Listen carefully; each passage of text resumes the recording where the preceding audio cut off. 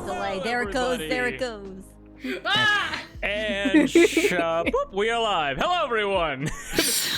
Welcome to Fallout MIA. We got Gooch Boy. We got McClover. We're hopefully going to have Jason coming in soon. Welcome to the first, it's like a session 0-ish, of Fallout MIA, a Fallout D&D game. What's going on, guys? Are we all excited to play some Fallout D&D? Yeah. Yes. We have been sitting. So, we are all in construction gear. There really isn't much more of an explanation for that.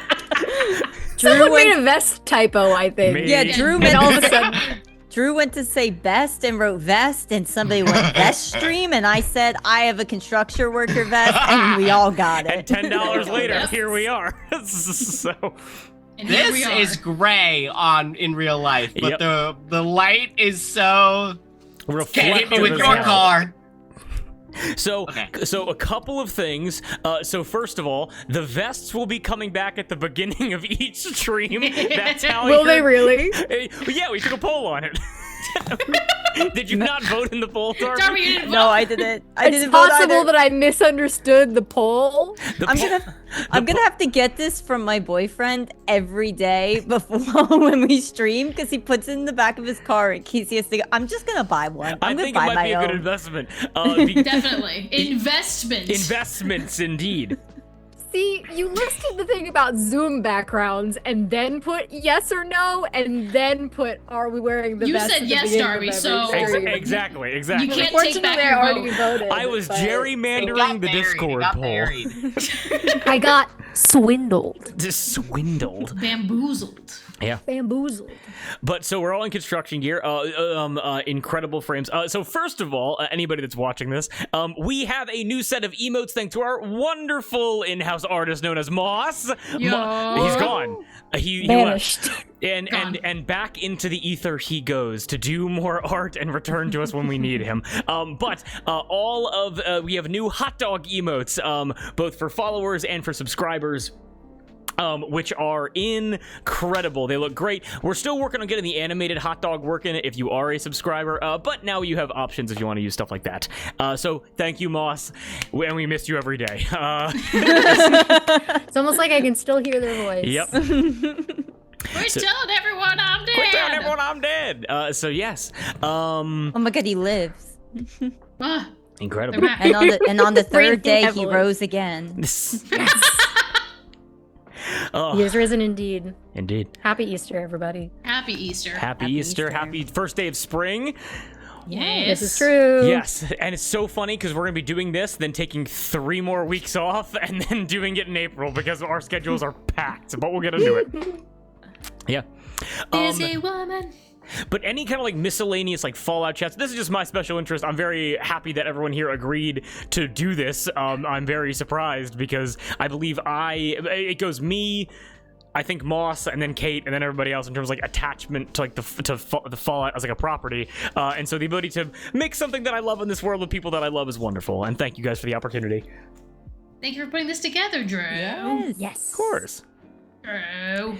And I do have like some stuff to get through in terms of like thanks and kind of like how we're gonna be doing this and just like just general like acknowledgement and stuff like that and just kind of setting the tone going forward. But is there any other vibe and we want to get done? Don't want to cut anybody off. The Bachelor Okay. has been pulled due to Taylor what's-her-face Oh, yeah, beat from up her Mormon husband or Housewives? something, and the video's on Yeah. the internet. Yeah, What? it's bad. That's kind of all I know. My coworkers made me watch the TMZ video today. And we begin this campaign with domestic violence. Okay. That's all. Excellent. Amazing. I was trying to think of something to date the video. Yeah. Oh, absolutely. You always gotta date the stream. You always have to. You always have to. Oh yeah, and yes, Darby.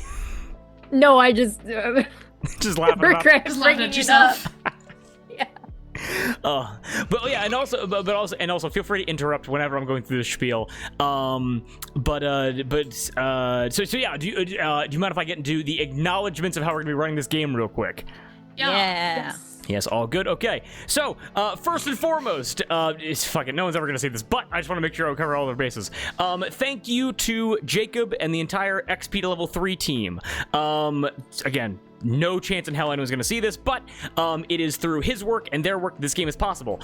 Throughout this campaign, Fallout MIA, we're going to be using the XP to level 3 Fallout TTRPG rule set created by them. It is awesome. It deserves all the love in the world, and a link to the rulebook PDF, it's totally free online, is in the description of the YouTube video when this goes up. If you want to go find it, you can go to his YouTube channel. He has a video about it. It's in the description. You'll find it. It's amazing. And next, the frames here. Always want to give a shout out to awesome artists. Moss for the emotes, absolutely great job. And Proper Nerdy over on Fiverr. Thank you for the help for the Twitch overlay and the break screens. Without the help of talented artists like him, this wouldn't be possible, and it wouldn't look nearly as good. Proper's page will also be linked in the YouTube description once this goes live on YouTube. So all good there as well, in case you want to get some absolutely awesome overlays for D&D streams. So great job, guys. Thank you, thank you, thank you. And of course I wanted to get, I wanted to write it out, but I can speak from the heart too. Thank you to the wonderful players that you guys see here. Kate, Darby, Gab, and Moss. I have the best players in the world who allow me to express my love and interest through the creation of these games, and I'm so lucky to be able to make such wonderful memories with you guys. So thank you, and I love you all. And Best thank DM in you. the world. Thank you. Thank you. Never needed, but always appreciated. Thank you so much. And I'm so excited for this. Truly giddy. Giggity. Giggity. But before we hop in, because I know we're all very excited for Miami, I wanted to say some things about the game as a whole, and then we can hop into Miami Madness. Sound good? Yo. Yes. Okay. So number one. I love Fallout. I'm a Fallout fan, and no one hates Fallout like Fallout fans do. But I personally love this franchise and the world and all the talented work from each developer, whether the games are still being updated or older than me. The first game came out in 1997, so it's old enough to rent a car. And it's because of the love that this game has been crafted with, and the way in which Fallout has been just created as a whole, that it is my pleasure to be able to add just a little bit of love back into the Fallout canon and things like that. Or maybe not like Fallout canon, but just kind of add my little flavoring, little spice to the world.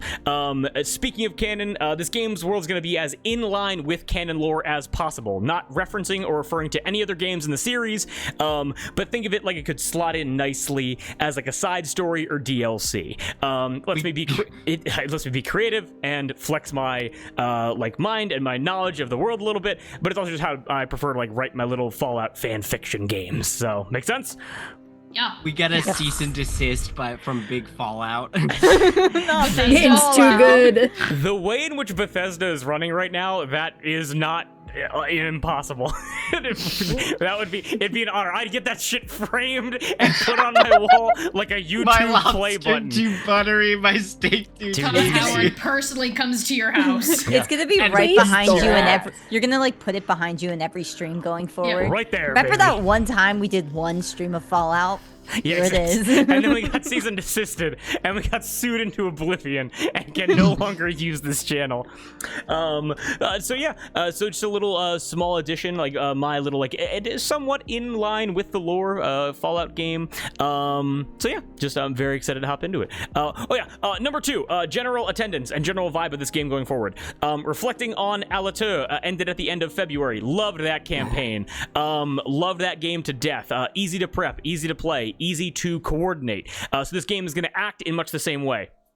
If 3 or more people are available, this game shall go on. And if people have to leave the game due to scheduling conflicts or lack of interest or poor development or whatever potential issues may arise, I built this world and the story in such a way where the critical plot information will not be lost. R.I.P. Blurso Bumperdinger. Whole story arc gone. Exactly. It just makes my life easier to plan, and I know we all agreed to that before, but I just want to get it in the recording here and just say that on stream before we hop in, so. And Hopefully- the bomb's going off! Everybody brace! Oh god! Oh god! Oh god! Yes. Ben, The bombs are dropping. Ben brought 5 to the table. Yes. Thank you for the raid. Bennu, On great to see you here. the first stream. Oh my god! Oh my god! Oh my god! Oh my god! So also, by the way, did not have this written down, but the scene transitions from the break screens to the actual frames will have a nuke drop. The nuke drop will also happen anytime we are rated. I'm so glad it happened so quick. I love yeah. when the bomb drops. First ever raid too. We got Ben. We got certifiable nerd up in here. Welcome in, guys. Bennu. Welcome in. Happy to have you at the table. We're just going over some general game rules right now, just kind of how this game's gonna go, before hopping right in. So you came at the perfect time. So yeah, that's a player count, kind of like how we're gonna structure this in terms of like attendance. So if you see people popping in and out, we're just making it work. It's easy to plan. We're wearing construction vests. We're keeping it chill. It's real easy. And now this is gonna be the most serious thing I gotta say, because when we were creating these characters, doing like session -1, going back and forth, people were shaking in their boots, afraid that their guys are going to die. And I wanted to speak about that again on stream so that we all know the tone and expectations going forward, okay? I have so many backup so ready. characters, Drew. I have so many backup characters. If I die, I die. Exactly. All good things to say, because the first thing I have written out here is, to quote the man behind XP to level 3, lethality is necessary for the universe. That is the first thing we got. I can promise that throughout this campaign, death and chaos is around every corner, whether it is exhilarating or heartbreaking or anything in between. Now, I'm going to say this because we need to respect the dice and respect the world. I am rooting for all of you. and I love the work you've all put into your characters. Miami does not feel the same way. The world is not rooting for you, and this world does not feel the same love. If you let it, the sun will burn your skin, the waters will fill your lungs, and all manner of monstrosities will tear at you until there is nothing left. In order to do this world and this franchise justice, I have to create scenarios where I am uncertain of the outcome. Scenarios where the city will treat you as meat to chew up and spit out. So this game, above all others, you will survive by your wits and wiles, not by me staying my hand. Is that clear? Yes, sir. I just want to say, you made it sound like there's two wolves inside of you. Yes. One is just Miami. One is New Jersey. The other's Miami. There are two wolves. Jersey. Jason's confused. It's okay, Jason. Jason's So confused. are we. Drew's aware Miami. Where Miami? On the full moon, he turns into Miami. Exactly. Guys, I'm gonna turn gonna into happen Miami in tonight. about one paragraph. So I'm sorry. It was nice knowing you, but I'm gonna become Miami. I have like one of those TikTok filters, you know, when like people roar and they turn into the wolf, but it's you just turning into the skyline of Miami. Hey, I got the visibility for it. I got the wit. So Got a Just turn billboard into up there. Pitbull. yeah. So and now that's not to say that I'm gonna be mean or cruel to these characters. It's just that, like, if you get shot in the neck, the odds of you being okay aren't amazing. Does that make sense? Yes. There you go. Just a long rest. It's fine. Exactly. Fine. Okay, but as words of encouragement, I wanted to say that last sentence again. Not as a warning, but as encouragement for each of you going into this to hopefully stay some of that anxiety. I will not stay my hand. So every inch of ground you take, every time you survive by the skin of your teeth, every time you scratch and claw across the finish line to victory, I want you to take pride knowing that you have beaten my deviousness and Miami's cruelty. Okay? Yeah, do we level up? Aye. Do we level up? Just from that speech. Just from that one speech. Take an inspiration. You take an You're inspiration. like- So we're you at take level an 5 now, is inspiration. what I'm hearing? Yeah. Wait, I need to look over my sheet. You're like, your character gets shot in the head. Everybody here has We Exo haven't 1 even power started. armor and a Gauss rifle, just so you know. So, Yay! Amazing. Okay. are there any questions, comments, or concerns before we hop into this game? Nah. Don't let my guy die, please. I think my backup character is probably gonna be like a 50-year-old woman. It's fine. Yes, a 50-year-old woman with arthritis. Hey, I Gal, want to meet You know, her. Drew. You know, Drew. Actually, I just kind of want to be a banker. You know, can I just do that? A banker. I'll just be a banker. I do. I'll be a have real estate agent. one question about the lore. Yes. The currency system, is Yes. that the little caps, if I'm remembering Bottle correctly? caps, yes. Yep, just checking. Yes. Oh yeah, and also, by the way, for anybody, if this gets you interested in Fallout, if you're not a Fallout fan already, you're watching a D&D stream on Twitch, you probably are, let's be honest. This game, again, like, being in line with, like, the canon of the world, again, like, not, like, referencing anything specifically, but trying to be in line with canon as possible. If you go up and you look up lore videos about Fallout, it will all apply to this world. It is, oh my god, Jason, yes, amazing, perfect. But if you want to go Target learn stuff, audience. nothing will contradict anything I'm going to say. I've done all I can to make this as lore friendly as possible. So we will hop into it. Any other questions, comments, or concerns, or anything you want to get out before we begin? No. I'm so ready. So ready? Jump in. Jump in? Okay. So, stay fed, stay hydrated, stay rad-free, and have all your worries go MIA. Who's ready for some Fallout? Yes. All right, we all want to play some D&D? Yeah. Yes, and yes. Then, as always, a deep and cleansing breath before we begin. Sound good? Yeah. Then everybody, please join me.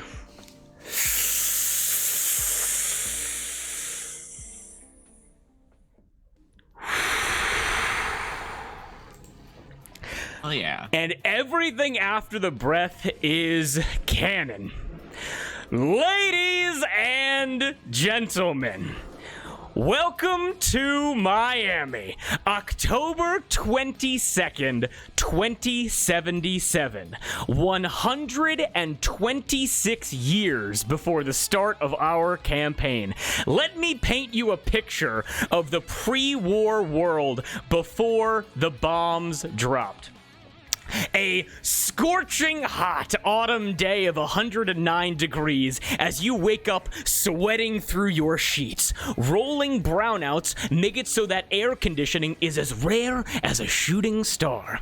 As you get yourself ready for your day job, you put on Kevlar body armor and lock and load a MAC-10 submachine gun, both of which you bought illegally. Fresh food is a luxury you can't afford because you took reduced wages instead of being replaced by a Robco Protectron. So after your breakfast of tap water and canned pork and beans, you make your way to the front door to begin your commute. But silly you almost forgot the most important part of your getup. A full head-covering gas mask. Some people say it's overkill, but with the new plague sweeping the nation, you'd rather have a gas mask on your face than bursting blue boils. So out the door you go. You walk past your 2020 Corvega Jalopy, a gas-powered relic hand-me-down from your family, but you can't take it to work for two reasons. Number one, punks stole all 4 tires a few weeks ago, and number two, the tank is empty and it costs $8,500 for a gallon of gas. You fantasize about switching over to one of the new nuclear models and daydream about the wind blowing in your hair as you fly down the MacArthur Causeway doing 80 as you walk your way to work 1 foot in front of the other in a 109 degree Miami heat. Oh. On My your brother, walk, Christ. exactly. I know this. This is pre-apocalypse, by the way. On your walk to work, you see the heroes of Miami, police officers and firefighters. You see police officers take a handcuffed man out of the back of a squad car and hand him over to a group of men in colorful suits with baseball bats, who then pay the police officers with baggies of drugs and huge stacks of dollar bills. It is 8 in the morning, broad daylight. You see the firefighters are desperately trying to put out buildings that are going up in flames and collapsing, as arson has become a common hobby for the disgruntled and or unemployed. So basically everyone in the city.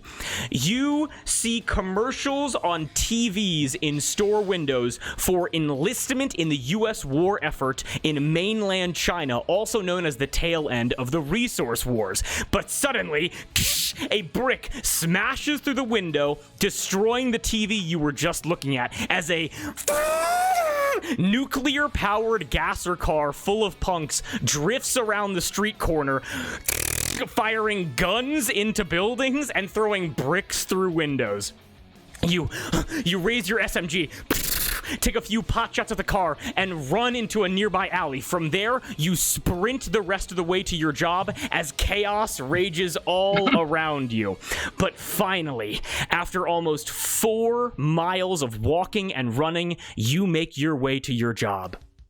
Your gas mask comes off. You stash your SMG under the register. You put on your apron and name tag on top of your Kevlar body armor in case you get robbed. You're a cashier at the super duper grocery mart working for less than minimum wage, and this is your normal everyday commute. Thank God it's Friday, and luckily you have the weekend off. And after a 14-hour shift, you don your armor and weapons again and make your way home through the Miami hellscape to pass out until Saturday afternoon. And as your head touches your pillow, as you drift off to sleep, you never wake up again. Because the following morning, October 23rd, 2077, at 9:47 a.m., the Great War began. By noon the same day, the Great War had ended, and 90% of Earth's population was obliterated in nuclear hellfire, with most large U.S. cities being the direct target of nuclear strikes. Who shot first? Who cares? Some say China, some say U.S. corporations, some say secret Illuminati governments, but it doesn't matter now. Only a few pockets of U.S. civilization are untouched by nuclear hellfire. Mysteriously, Miami is one of those lucky few. However, the intense natural consequences of worldwide nuclear war will be felt in Miami for years to come, as the citizens who were lucky enough to survive the Great War had to contend with almost 2 years of constant nuclear hurricanes. Even if Miami was spared from the bombs, these powerful storms reshaped the city into a wasteland of crumbling buildings, flooded streets, and destroyed infrastructure. And in the century to follow, everything in the city would adapt, animals and people alike, becoming ruthless, dangerous, and bloodthirsty. But humanity has this incredible talent of persevering, and some semblance of order was found in what would come to be known as the fair-water-wasteland. Amidst the ruins of Miami, separated by water and monsters and culture, groups began to form, becoming powerful enough to attract new recruits, attempting to spread their civilization all across the city. The Auxiliary with their faith, the Neon Ring with their vice, the Florida Boys with their chaos, and the Enclave with their patriotism. Each one of these factions is vying for control throughout the city, raiding and waging war, looking to reshape the wasteland as they see fit. And we shall see each of these factions in time, but for now, our story within this city begins. And it begins with a phone call, a Cuban cigar, a letter, and a fusion core. Welcome to Miami. Wow. Dude, that was crazy. That was so good. Thank you very much. Holy shit. I love this guy. I love this world. I love this shit. Hell yeah, dude. Cowabunga crew. Let's go. So, you guys want to introduce your thank God I got the speech out before that. You guys want to introduce your characters? Drew cuts the cord. He doesn't Sure. continue the stream. All He's right. like, we're done. Yeah, we're It's done. That's over. it. That's all. That was all. That's been the weeks of planning. Just all of that. Darby. Southern Miami. Atomic Avenue. Nighttime. Your heart races from drugs, music, excitement, or a combination of all three. The evening darkness is cut into pieces by the burning neon of the nightclubs on the street. The avenue is packed with all manner of partygoers and customers, some looking to get high, some looking to get drunk, some looking to forget it with an endless good time. The GGB, the Golden Globes brothel with bright yellow neon lights animating women taking off all manner of clothing. A place where people can find companions in such a lonely and cruel world for the right price. The synth wave with lavender purple lights draws in customers with a seductive, almost caring warmth. A dance club that serves the upper crust of customers all manner of delicacies, chemical and caloric. Clang, clang, clang goes the trolley. And finally, the M203 nightclub, the largest club on Atomic Avenue, stuffed to the brim with partygoers in this enormous 35,000 square foot dance jamboree. Robot bartenders, neon ring security, and deafening music resonating down the block. And it's in this nightclub that we peer inside, because amongst the almost 1,500 dancers jamming out to the Acme assistant DJ, one lone figure carves a path through all of them, hot off of a job, leaving him ever so slightly bloodstained as he makes his way towards management. Darby, will you please introduce your character? Yes, I will. Mac Perry, PI. He is a man in his late 20s. Probably like 5'10"-ish. Kind of brown hair, kind of shaggy, kind of swept back. Some freckles and sunspots on his face, and he very much has kind of like classic Miami Vice style. He's got like a pastel pink t-shirt and like a light blazer with like the sleeves pushed up. He's got the linen pants, the like loafers. He walked right out of Miami Vice. He's got a little scar on his forehead. And he has hung his sunglasses on his t-shirt because he's inside and he's not a douchebag. And he is making his way through the club, finding the man who he was doing a job for. Of course, absolutely. And again, lightly bloodstained as you are, Mac, how has your suit been almost like dirtied in this way? Where is the blood on your body as you begin to ascend up the stairs to go towards the management office of the M203? Well, the downside of kind of the Miami Vice style, it's all very light colored in pastels. So as a result, Mac always kind of looks just a little bit grungy. Because you can do your best to clean things. You can do your best not to get it all nuclear dusty, but you are not going to succeed. So he's got, there's the blood dripping down his t-shirt from kind of a split eyebrow. There are smears of blood kind of on the rolled up sleeves of his jacket. Whether they are his or from someone else, kind of hard to tell. So yeah, he aims for that look, but is always just a little bit grimy, despite his best efforts. Always a little bit grimy, okay. And as you are able to make your way up the stairs, you're able to come to the management office of the M203, this enormous office that overlooks the dancing crowds below. And as you... like this clearly like ramshackle, like waterlogged, stained, like scavenged door that's like built this office in this club, like reconstructing it basically. You're able to step into this management office here as the music is muffled as the door shuts behind you. As it shuts behind you, you're able to hear, "Hey, hey, hey, Mac 10, I knew I smelled gray tortoise. Get over here, you black-lunged asshole." And you're able to see Atomic Al Vinyl, one of the 3 Neon Ring bosses, head of the tourism of the Neon Ring.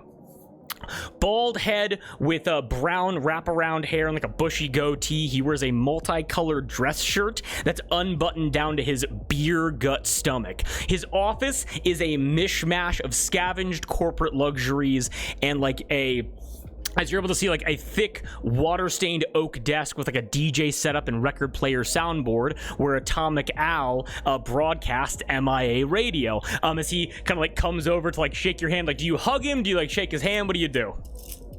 I because I'm cool and in the know, I dap him up. It's I do that.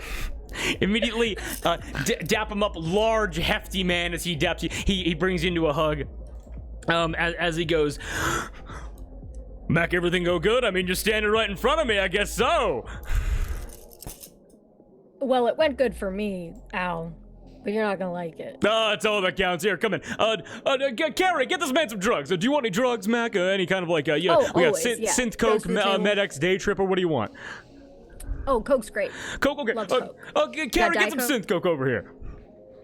And you're able to watch as a small little Acme personal assistant robot. An Acme personal assistant robot, it looks like a toaster on tank treads. It is a small little boxy robot that is on 2 black rubber treads with a like a pneumatic tube neck with like a blocky, almost like Wall-E-esque like flat head, and 2 arms that are totally rigid. They just go up and down. You're able to see like tassels and like all kind of like adornments as welded on to this like Acme assistant robot's hands is just a tray covered in loose syringes, pills, jet inhalers, and synth coke as and just kind of knocks into you. Oh, thank you. I'm gonna take the key to my my yacht home, and I'm gonna scoop up a little bit of coke and just. Get your Lana Del Rey Coke spoon out. With that, you will have advantage on charisma checks, but disadvantage on perception checks. Right. Okay. As you kind of like walk into the office further, you see like glass that like from like car doors and boat windshields that lets you like overlook the dance floor. As the walls inside this like makeshift office, you're able to see like on the walls pin-up pictures of like lewd like Playboy pictures of like Nuka Girl and Eloise Plaza and Vera Keys. As you're like escorted over like the main like huge oak desk, as Atomic Al goes, "So what's the story? Walk me through it from GGB to now. How does a strumpet of the night grow the balls to skip town with our product?" Well, skip town is kind of a generous understanding. I hate to be the one to tell you, Al, but Kitty Malone's dead. Kitty Malone was up to her eyeballs and dead because she had a bit of a nasal problem. I didn't think Kitty Malone was gonna get that far anyway. But she stole my Med-X. What? Walk me through it. What was her mentality? Where'd she go? What gave her the cojones? So, I heard tell that she was hiding under one of the boardwalks for the time being, waiting for a good chance to skip town. So I got my contacts, got the people who were in the know, tracked her down eventually. I knew that she was over by... Just looking at my mental map. It's okay. In think between about the party pocket and Brick Hell. Over down by the beach, she was hiding for the time being. And I tried to tell her that really all we needed was the caps and the drugs, and we could call it a day, even if we follow through, neither here nor there. But she figured that if she could not have the caps and the drugs, that no one would have them. I fought her tooth and nail, but she ran into the ocean. Oh. Yeah. No. Yeah. The drugs. Yeah. What a so. And when it's got all the salt water mixed in, it's just no good, man. I would have done my best, but I'm not gonna do that to you. The Med-X That's no good. Med-X is gone. Yeah, it's all gone. Well, shit. And Mac, are you lying in this moment? Oh yeah. Okay, then I am gonna need you to give me a quick charisma check, okay? Which you have advantage on because of the coke. Due to the I drugs. wait to watch To the the first drugs. character death on screen, all of 15 minutes in. Okay. Oh, they got this. I was not expecting you to say yes on that. Oh God. How perceptive do I think this guy is? Well, he has disadvantage, Okay. because of the coke. Uh-huh. And I will tell you right now, with a disadvantage, he got a 16. I'm gonna flip my coin. You gotta flip your cap, Your yeah. bottle cap. I'm gonna flip my cap. And here's the thing. I have a thing. I am persistent. So whenever I flip my karma cap to re-roll a skill check, I make that roll at advantage. Okay, you get advantage to beat a 16. You got this. I'm just gonna these dice were bad to me, so I'm gonna roll my other one twice. Okay. See what happens. Okay. Okay. Okay. We're locked in. Okay, okay. He got a 16. You got a 16. On my second roll there, I got an 18. You're able to see as Atomic Owl, he goes, so Mac, you're telling me right now that Kitty Malone stole 600 caps of Med-X. She made her way out of southern Miami. She somehow crossed the Mac and Arthur Causeway and wandered into an active war zone between Pocket Party and Brick Hell and camped on one of the boardwalks. And upon being faced by you, she ran into the ocean and got eaten by a fish. I think that she did a fair amount of the drugs before I fought her. So it was like fighting a tiger. And that makes sense. Yeah, because you know how Med-X gets you numb from the eyebrows down every time. And by the amount he kind of like Atomic Owl, like big guy, kind of like brushes your shoulder a bit, like the mockingly getting the blood off you. It is like, and of course, I guess you could feel everything, couldn't you? Yep, sure could. It was kind of brutal. I did my best, but I was not gonna get eaten by a shark today. And then You're my friend, but I don't love you that much. And then you made your way back here, empty-handed, just to report that Kitty Malone is dead, and that worse off than that, my drugs are gone, and worse off than that, a stain on the neon ring legacy. Hey, you can tell anyone you want that you put her in some cinder block shoes and threw her into the ocean yourself. I'm already on it. I won't tell. I got some phone calls to make either way, but but the fact that you'd come back here and tell it to me like a man, I think that deserves a reward. What do you say, Mac? I say so. I mean, you said it, and I can't. Who am I but to agree? when you're right. Indeed, of course, and yes, and right you are, of course. Now, excuse me. Let me get your reward, Mac. Thank you so much. As Atomic Al turns his back to you, he goes behind his desk. He removes a painting of Napoleon crossing the Alps from the wall, and he takes out, and he goes to like a combination safe, and begins to put in a combination. Go ahead and give me a perception check with disadvantage to see if you can spot the code. All right. Ooh, that is 2 17s for a 19. You were able to see the combination to this safe is 10, 10, 97. 10, 10, 97? Yep. And as this safe is you're able to see it's like clearly like rusted, like pulled from like some kind of wreckage and like slotted into this like makeshift wall, like the wood kind of like bending and warping and cracking underneath it. As he opens it up, you're able to see kilos of synth coke, jet vials lined up in test tube rack, an immense amount of drugs, and what looks like holotapes, like Polaroid pictures, like dirt on like other people in the neon ring, basically. As you're able to watch him reach in, and you're able to hear that oh so seductive jingle of a leather bag full of caps, and you're also able to watch him pull out 2 other things as well. One other thing as well, as he, from across the desk, throws you the leather bag full of caps and goes, 100 caps, same as the deal we had, and because you came back alive, well, I gotta keep those lungs black, huh? And he tosses you an entire carton of pre-war gray tortoise cigarettes. Yes, thank you so much.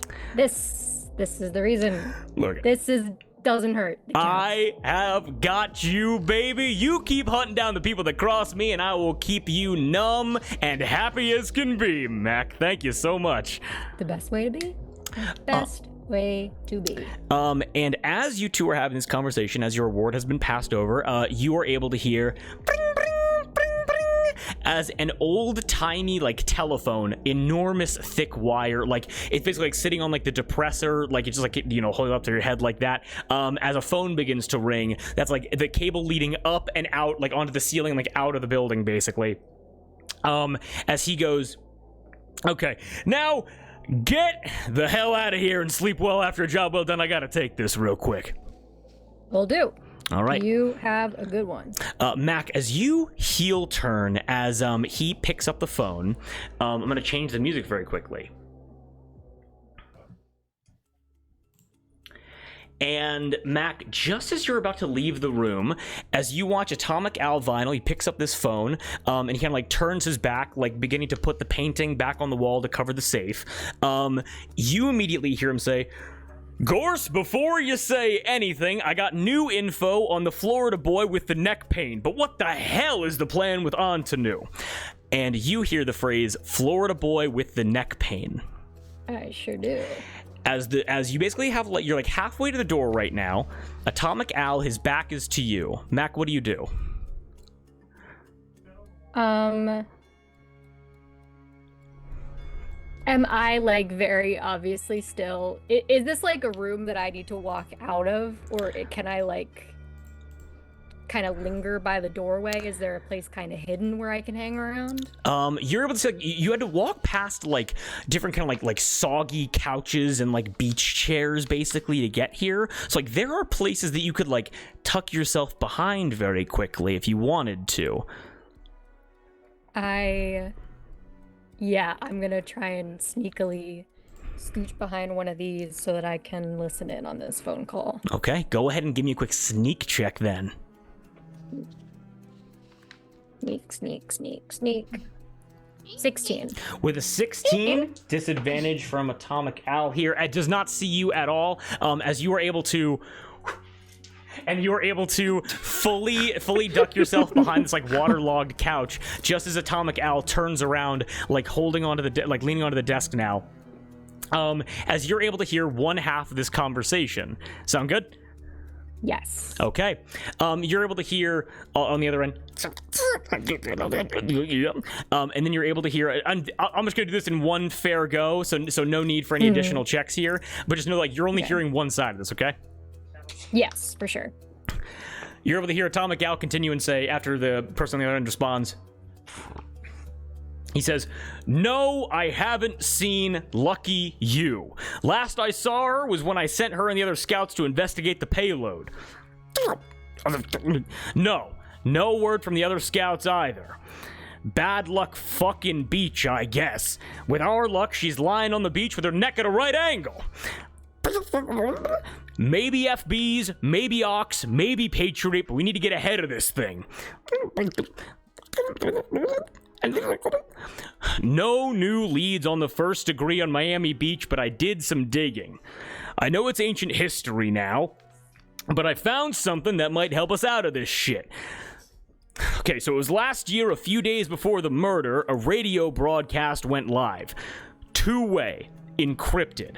I got the transcription on a holotape here in the office, but the only thing I've been able to decipher is that it was for transport, protection, something like that. Because it has the same signature as the payload broadcast, same frequency, same interval, same everything. On it, Gorse. Later. Gotta go live. And as you're able to hear the thing, as the phone is hung up, you are able to hear, hold on. You are able to hear records begin to spin within the office space. As you are able to hear Atomic Al, like, put on, like, headphones, get a microphone in front of it, and go, "Ladies and gentlemen, welcome to Miami. It's your best fucking friend, Atomic Al Vinyl, coming at you on Music in the Air Radio." As he hops back to, like, doing a radio broadcast for Music in the Air. But I lost the music. Mac, a new clue. Any thoughts as to this phone call? There are things that I think I understand and things that I don't think I understand, in terms of this mystery from a year ago. And Gorse, do I know who that is? Yes, you would know him as, so no last name, Gorse of Gorse's Courses. He is the second boss of the Neon Ring, in charge of food production at the retrofitted golf courses turned farms. Okay.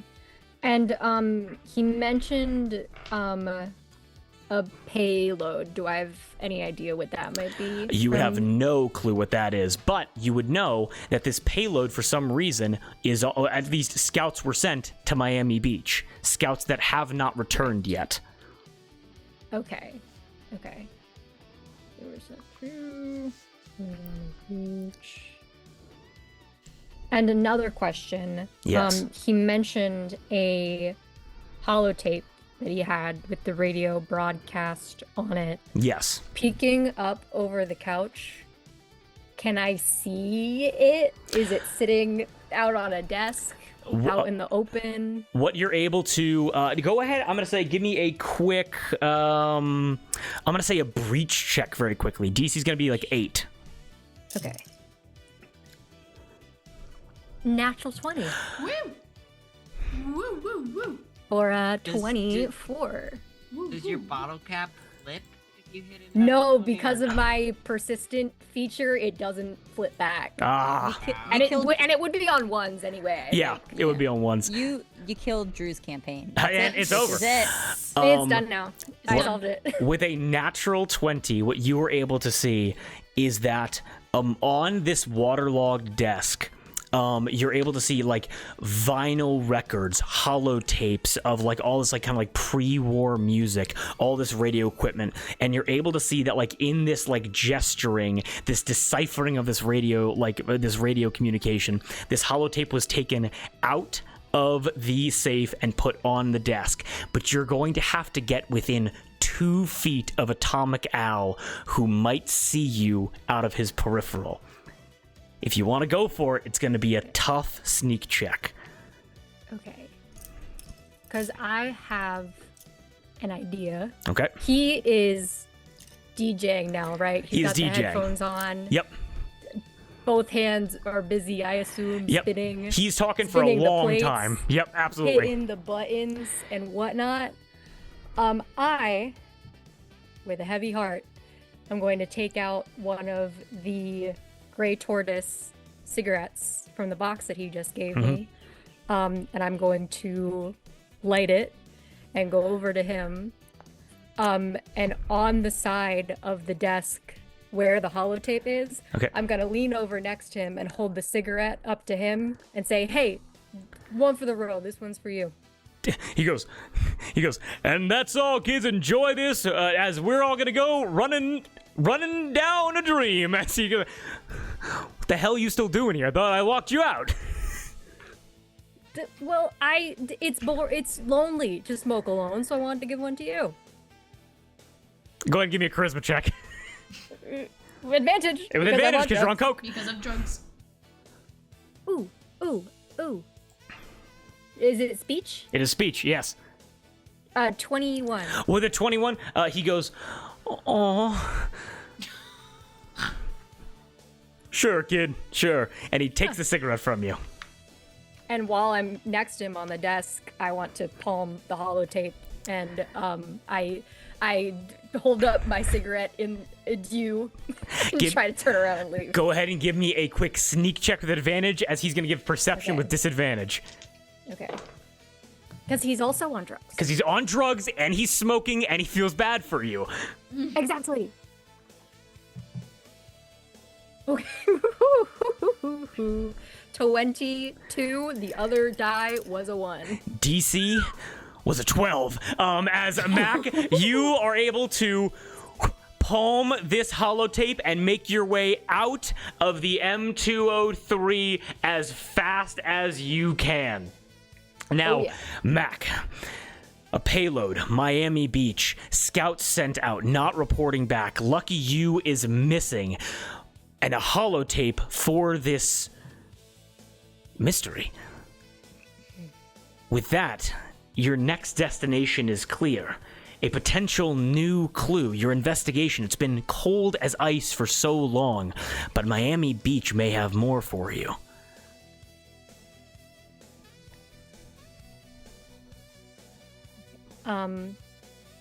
I am going to, since this seems time sensitive that they went there and haven't been heard from, I am going to make my way to Miami Beach to see what I can find. Mac, as you are able to exit out of the M203, as you are able to catch one final glimpse back up into Atomic Al Vinyl's main office, as you're able to see him go, as he calls neon ring soldiers in like wide collars. You sneeze, you cut someone's neck. Bright suits, white, huge suit jackets. As they run inside, as he begins like flipping couches, looking around for the transcript of this, now having no idea where it's went. As Mac, you make your way to Miami Beach, working your way out of Atomic Avenue. Sound good? Yes, sounds very good. All right, we're gonna cut away. All right. Alrighty. Perfect. Woo. And thank you all for your patience. I appreciate it. We're gonna get through Watching one. our shows. We're gonna get through one more, then take a break. Sound good? Yeah. Alrighty. Give me 1 second here.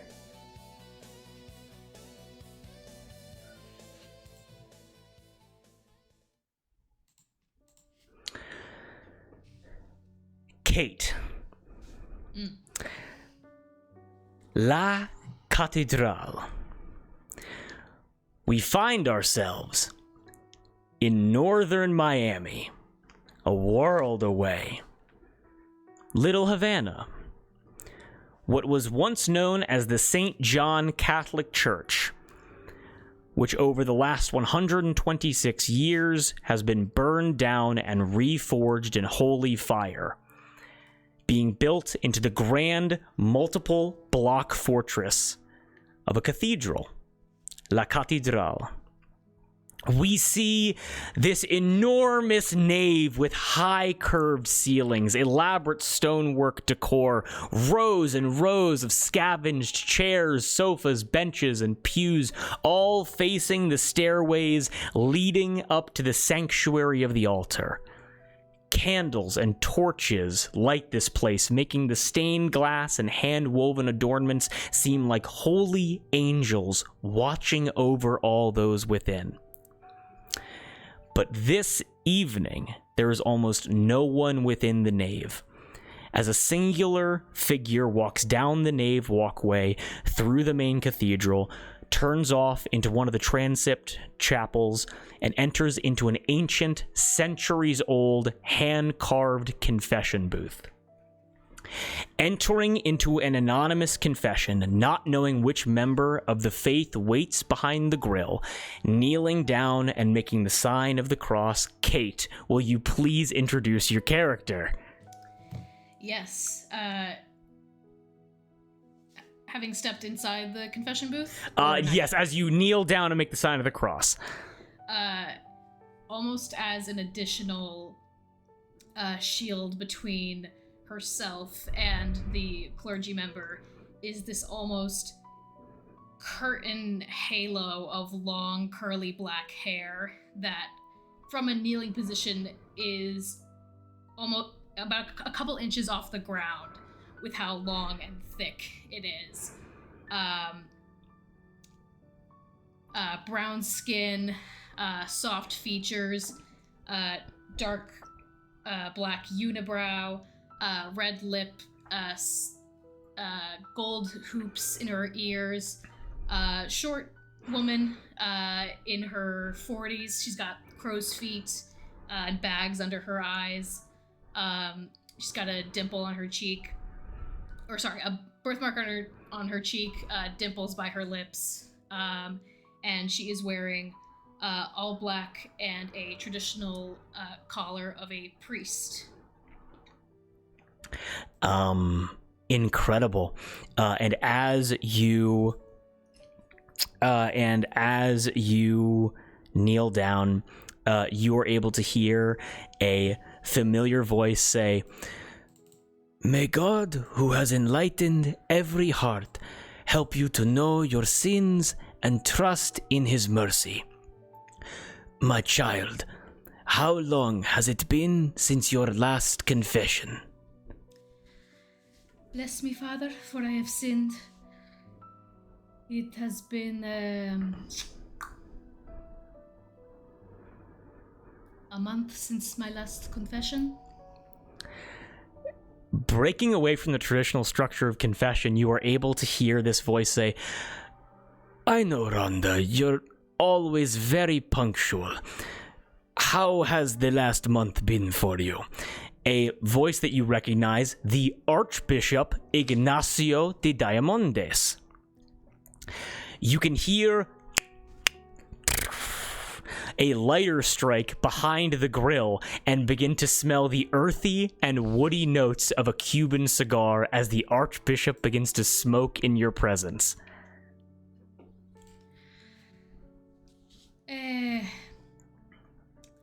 I cannot and will not lie to you, Father. I've done my best to keep busy this past month with the church and my duties and with the teachings, and I must confess some vices as well have helped me get through this month.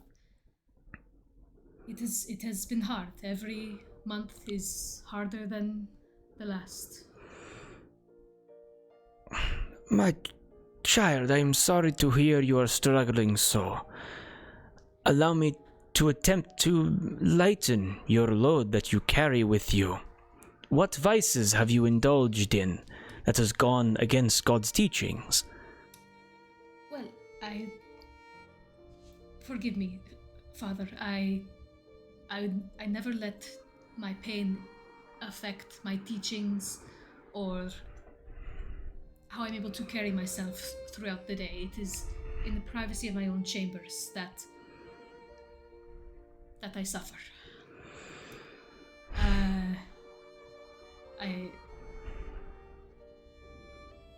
Liquor, mainly. There is a sufficient supply of rum in the Little Havana. And I've made it so that I had my own supply in my own chambers, never during Mass, never during any processionals, Father, I promise.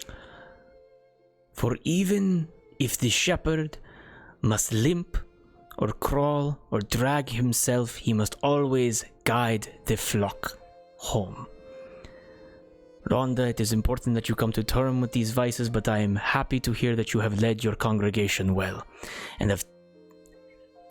are aware that you need to temper these vices. And he pushes the cigar through the holes in the like the separation veil to give it to you so you can smoke with him. Yes, Father, of course. And I take it and take a long drag. An incredible Cuban cigar made of tobacco leaves, which due to the shifting climate post-nuclear war are now able to be grown in the climate of Miami. As you begin to smoke a Cuban cigar with an archbishop, you are able to hear the archbishop kind of like shift in his seats, like a little bit of an older man trying to get comfortable during this conversation, as he says, "But Rhonda, enlighten me. You indulge in these vices, the pain of each month worse than the last.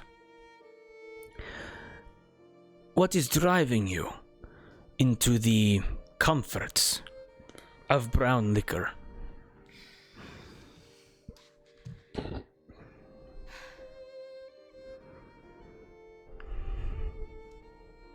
Forgive me, Father, but I cannot let go of my life before the church. I cannot let go of my personal attachments.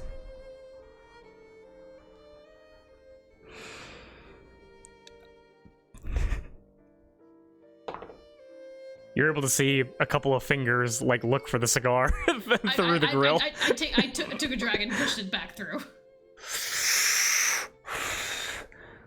Even in the darkness of this confession booth, your vision begins to become a little bit hazy as the smoke begins to fill the booth around you. As you're able to hear the Archbishop say, "Seeking the clarity of mind through the erasure of the past. Reverend, you have taken yourself through every penance and have more than earned your absolution. Yet your past weighs on you so. What calls you to your time before the church?"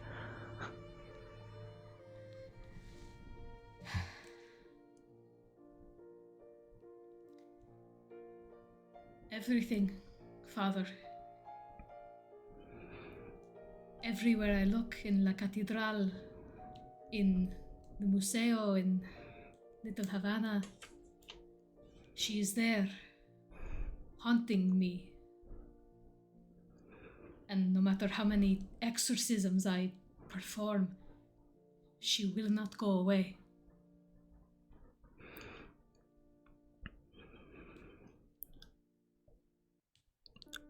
Although her soul is deeply missed, for her to be haunting you in such a way, it saddens me so. And I must hope that this pain does not resonate with your congregation. No, like I said, Father, it does not.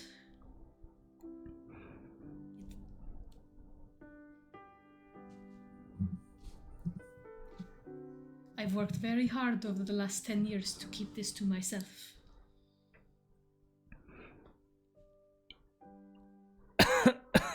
Smoke's getting very thick now. You're able to kind of see light beam in through his side of the confessional as he opens the door, like, it's getting kind of hard to breathe in here. Kind of clearing. I was waiting for you to make the call here. No, it's fine. It's fine. It has to be some kind of decorum. But, Of course. Rhonda, may I be bold enough to say that I think that the Lord has not granted you absolution because although you have led your congregation well, although you have undertaken so many hardships of the church, it is possible that the only thing that shall give you peace is a mission.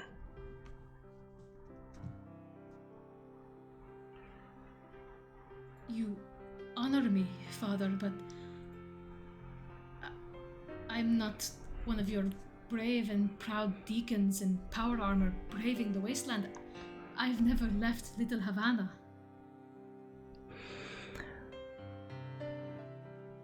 But the way in which I have seen you commit yourself to the reconstruction of artifacts, the way in which you have thrown yourself into the smelting and creation of your armor,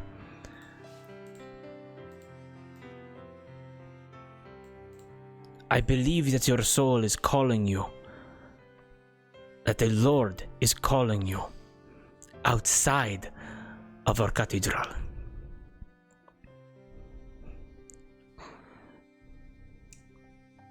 In the spirit of confession, I admit I am curious as to what is outside the doors of La Catedral.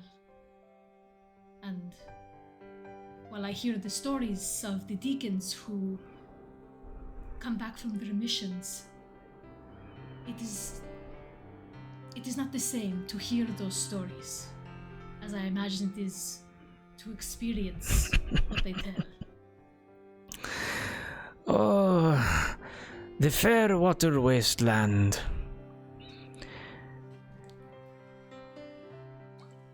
Through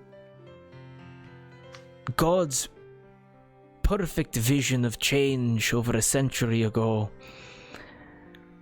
to fill this city with both the divine and sinner alike, in such dedicated forms on both sides.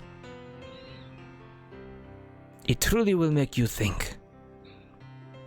It is a sight to behold.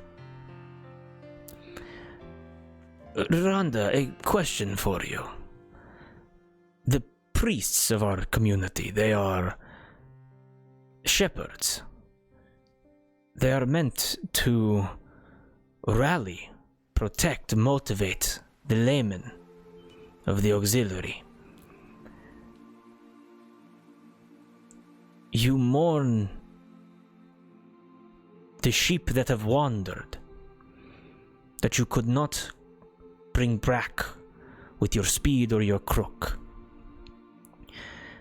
But I mean to tell you that sheep have wandered, prized sheep.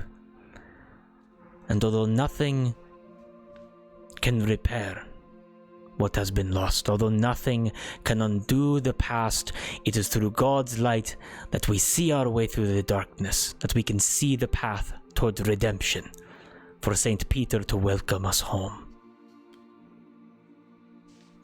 And after one more drag of the cigar, pushing it through the grill once again, you can hear the rustling of a piece of paper as a piece of paper is shoved through as well.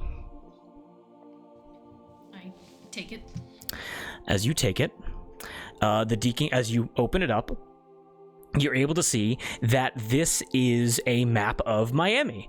However, it is a pre-war tourist map basically that has had all of the faction locations and faction territory marked off in different colors with a big X over Miami Beach Miami Beach being in Neon Ring territory. And this map is the same one in the tour guides tab in Discord, and the message on the back you can find in the story info tab. Aha. Okay. 1 week ago, a message was received over the Johnson family radio. It outlined coordinates for some kind of payload being delivered to the shores of the Neon Ring. We sent scouts to investigate the payload and intercept it, but they have not returned. And we fear the worst.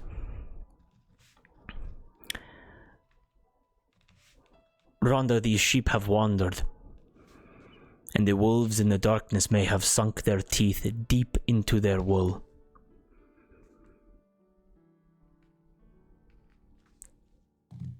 With your technical know-how, with the draw towards the darkness, towards these unholy lands that I have heard for months and months upon years,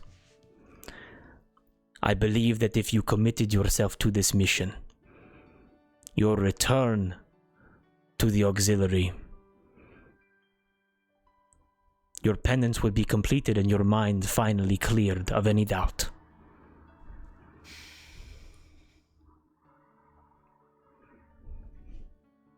Gracias, Padre. I hope you're right. As do I. As it pains me to have seen you suffer for such a long time.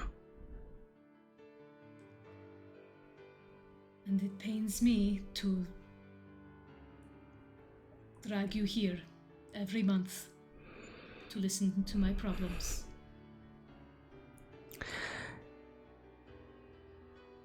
It is the duty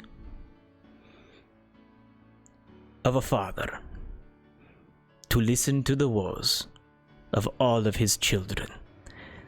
And you're able to watch as what do you do with the cigar? How much is left? You probably one or two more puffs. I'll finish it off. You finish the cigar off. As you finish the cigar, the deacon kind of he can hear the ashes kind of plinking into a ceremonial cup somewhere that you guys are using as an ashtray. As he says, Albert Johnson will accompany you. Not a deacon, but a man that I believe you could learn from. His family has been in the auxiliary for 3 generations. His children studying as apprentices within the power armor shops, within the gasser car shops, within the weapons shops. Roots, which can be appreciated. The trade of taking the past and forging it into something new and stronger than before. Lessons can be learned outside of the Holy Book. I look forward to learning from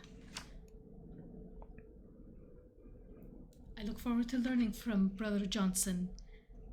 I look forward to learning from God's world.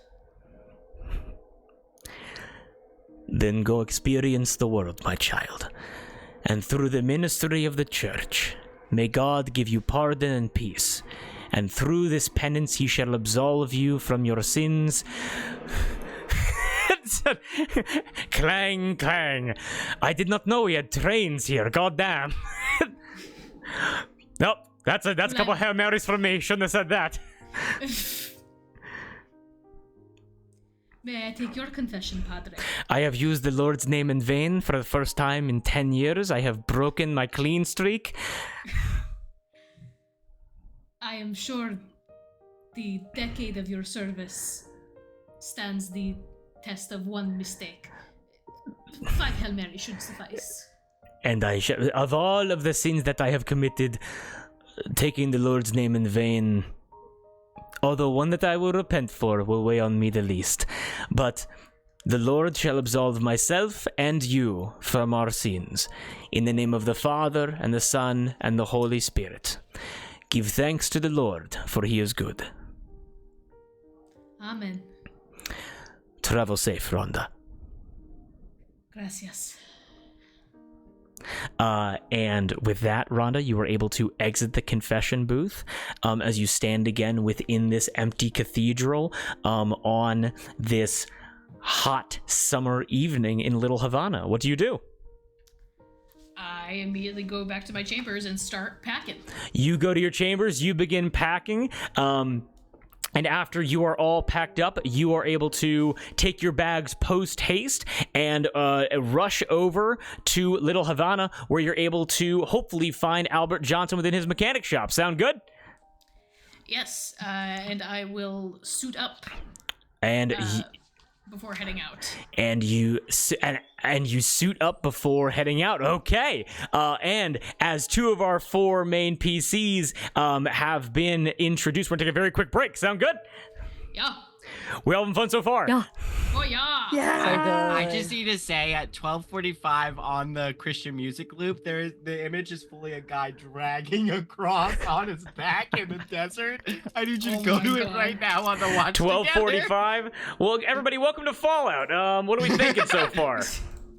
Love it, I love it, I love it. Yeah. The That would be a shows, great the time. shows.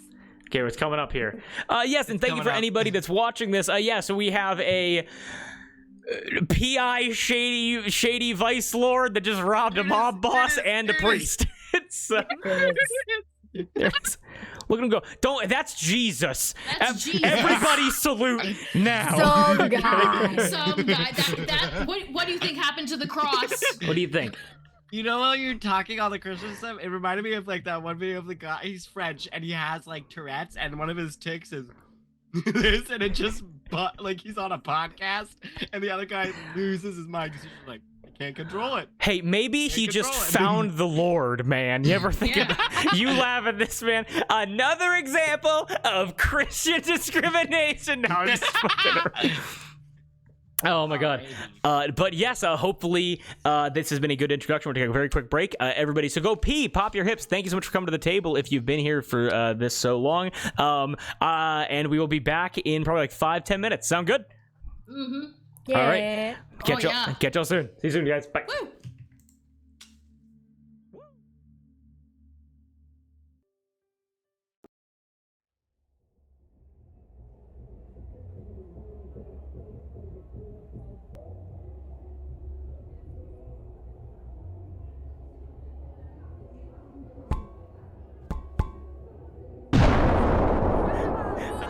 I'm never gonna get used to that.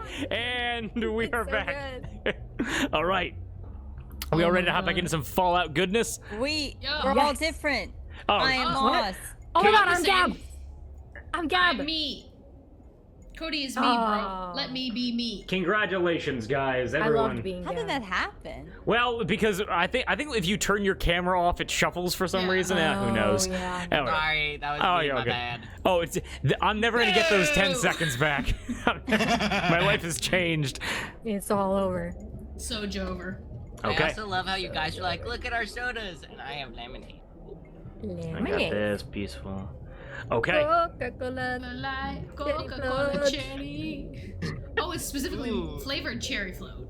We think it's rebranded cherry vanilla, That sounds right. for the record. But They were it's like, yummy. we have too much left over. We gotta figure out how to sell this stuff. Stop making new Oreos. Yes. Stop it. Enough. We're good. We just want the original. How is strawberry milkshake different from strawberry cookie? Well, because it has a texture of milkshake? No, it has the texture of a cookie? Yes. Yep. Okay. But with that, we're ready to hop back in. Yeah. Absolutely. All right, then we Dude, hop right back in. absolutely. Aw, dude. All right. Dude. Aw, dude.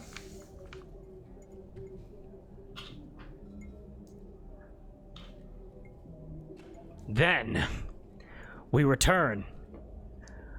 Moss. The Go Bazaar Glow Bazaar. In the heart of Neon Ring territory, we cut over to the Go Bazaar Glow Bazaar. Here, you can feel the dull pounding in your chest of the clubs on Atomic Avenue as this night, what the fuck? Like very night. Drew, you did not know what the fuck you were writing back then. As this night is... Sorry. The clubs on Atomic Avenue, as this night, like every night, is in full swing. As people from all walks of life wander the streets, this is a market district of all kinds of wares: clothing, armor, knives, guns, alcohol, companions, and all of the chems you could ever ask for.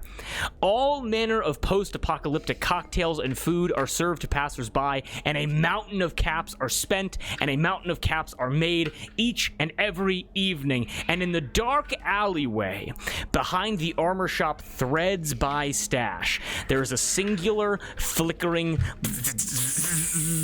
street light, with the only other light bleeding into the alley from the eye-melting neon signs from the signs on the main street. Pulling a two-wheeled cart past a few blacked-out, drunken individuals, a figure steps up to the heavy steel door and knocks a secret code. Moss, will you please introduce your character to us? Okay, so, oh god, wait, I need to pull it. I prepared for this. Lock in. I am. I was just, my iPad was dying. I'm dying.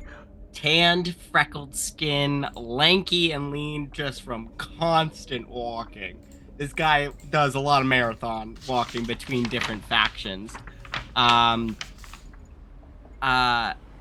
thing that is the most distinctive about them is, you're talking about how dark this alleyway is.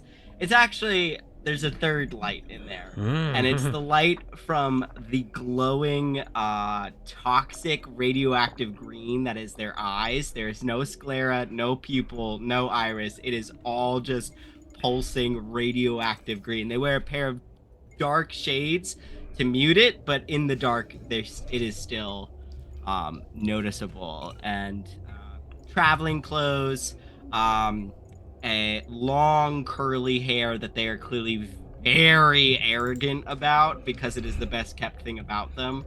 And one last thing, they have inserted into their throat where their vocal cords would be is a prosthetic voice box that is sparking and crackling a little bit. It's seen better days. But yeah, just as the secret code knocks on the door. As you knock the secret code on the door, you're able to hear thunk, thunk, as a thick steel door is opened up to this alleyway, like peering through, and then you're able to see okay, gotcha. And the door then fully opens up as you are able to see Stash. Stash, he's a big mullet with a mustache that only covers his left and right lip and is separated under his nose. He has a dirty tan t-shirt underneath a lime green sport coat with the sleeves rolled up and a fake gold Rolex watch. He goes, "Are you the guy?" Am I the guy? Of course I'm the fucking guy. You're the guy. Okay, got you. Real quick. And he comes out. He kind of pushes the door, kind of closes it a little bit, and goes, "Show me the stuff." I open my little traveler's bag and I pull out. Am I supposed? Can I improv here, or should I? Okay, so you got some stuff in your bag too, or what's in the cart behind you that you pulled in? Oh, sorry. Letters for a girl down the street. Never mind. Yeah, okay, the cart's right here. And I'll tell you this right now. This is from Ontanu Complex. You are doing a black market under the table deal right now, where you were transporting something from the Florida Boys to a Neon Ring trader. An executable offense that can make you a lot of money. What would you take from Florida Boy territory into Neon Ring territory to sell to this man?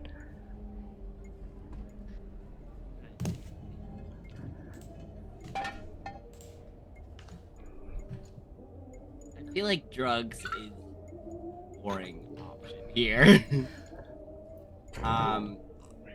Yeah, we busted open a cellar, and I think it's a bunch of spray paint cans that, like, if you pierce the bottom and huff the nitrogen, you get a high, but you also can use them for art, so they're Okay. like, multi-use. He's like, okay, good new paint's coming in, yeah, real good. We can use these to make, we can take all of the ample white suits that we have and make them all different kinds of colors. Yeah, let me get a hit of this, As Stash kind of goes over to the cart, as he's gonna basically, like, sample the wares. Is this allowed? I think there's one can that's, like, been sealed, and it's, like, the sample can. Okay. We got a lot of black. Here, go. Okay. Now, have other people's mouths been on this? Absolutely. Okay, that means that other people have tested it, so it's not gonna be poison, right?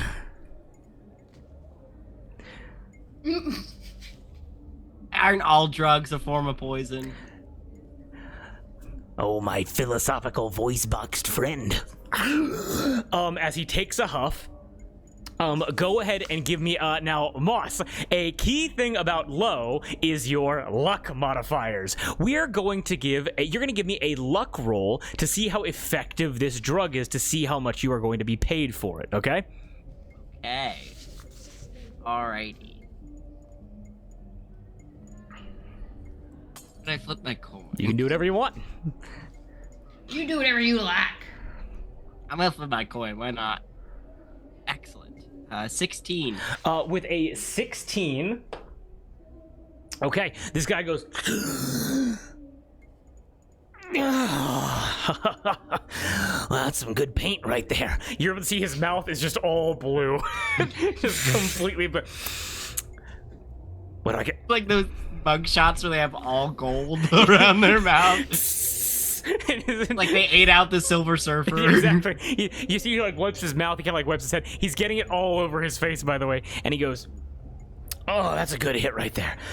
Okay, how many cans we got here? We got like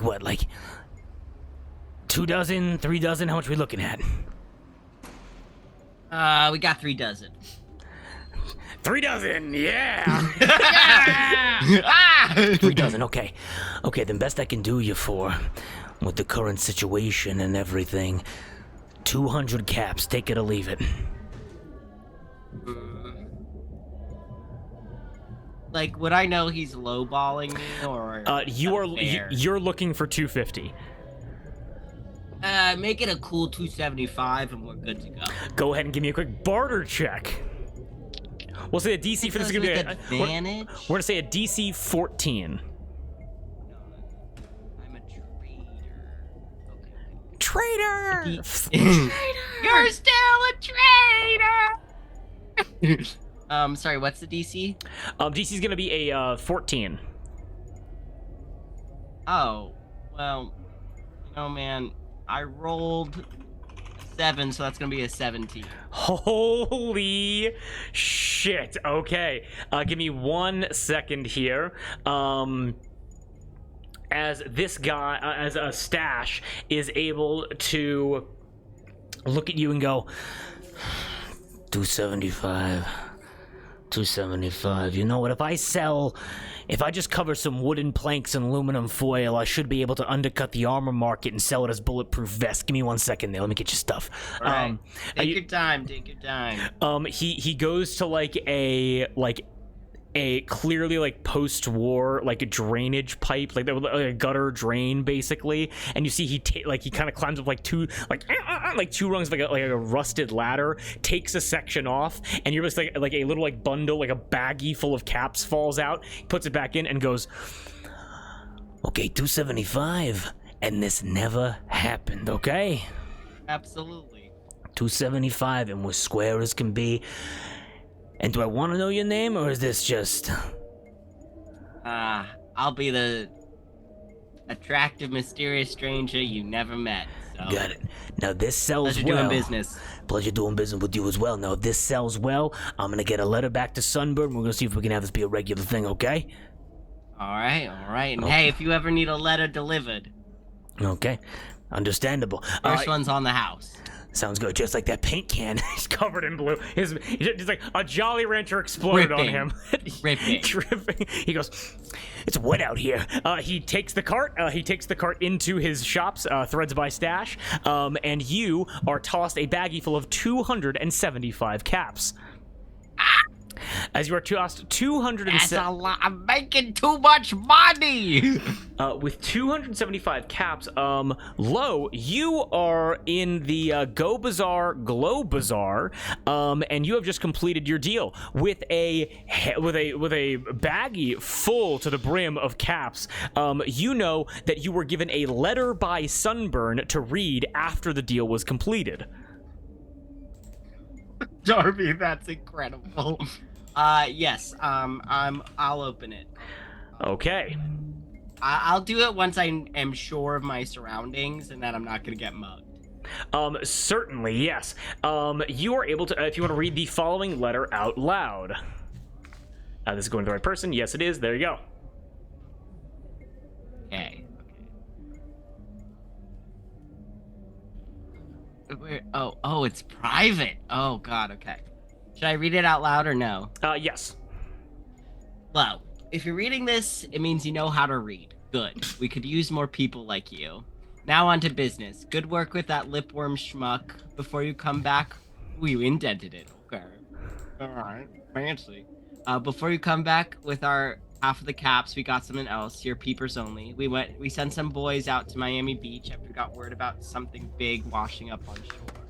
Might be big enough to kick these colorful pricks out of AA. Big problem. Haven't heard from the boys we sent out in 7 suns. They're dead. Sucks. But if you can get your pupils on the payload, Flo is like, Flo doesn't have pupils on the payload. Forgot about And get that it while back. writing this. My bad. Flo is like, rude. On to new. You can keep all 25 caps, and there'll be a hell of a lot more money coming your way. 250 caps. You got more money than the 250. deal was supposed to be for. Yeah. I'm setting aside those 15 caps. Mm-hmm. This is usually how these go for low. Mm-hmm. Given this is a letter and I have no way of knowing what you're going to do, if you show up to Antonu again with no payload and or no caps... Alright. Your nipples become my earrings. Fucking freak. Alright, love you, Lo. Safe travels, hugs and kisses. Sunburn. As you get God, a... you fuck a guy 8 times and he thinks it's a thing. Making that canon. Sunburn, the current Florida boy leader of Antonu Complex, a completely red and pink ghoul from radiation burns and sun exposure, like his entire body is a burn wound, and you have had sex with this man 8 times. Can I say he's got a good technique? Lived a long time, got a lot of experience. Completing that job, knowing that your next assignment, possible big payload with no other peepers on it, is on Miami Beach, does Lo head directly there, or does Lo kind of take his time on Atomic Avenue and the Go Bazaar Glow Bazaar? Lo has a stop that he usually does every time after big jobs like this, where he's going to be dropping off those 15 caps right away. Okay. He's got a contact for what's actually important to him, and for him to do secret channels this way. Oh, okay. Understood. No problem. You are able to... let me actually quickly go over the back alley then. As you begin going throughout the Go Bazaar, Glow Bazaar, you've been kind of walking by all of these all day, all night open shops. As you go to try to find this secret channel, basically, this these contacts, kind of keep this network running. Who do you find and what do you do? So I'm sorry, Darby. I'm finding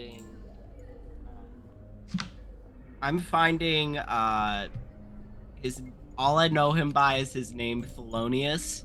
Okay.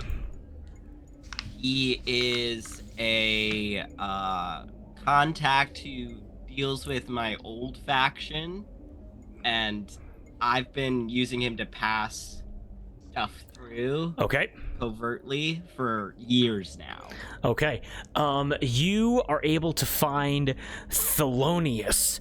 You're able to watch and see that Thelonious is like this, like almost like a homeless individual, like on Atomic Avenue, begging for like caps from like some like the underground like gambling rings, like on like Atomic Avenue.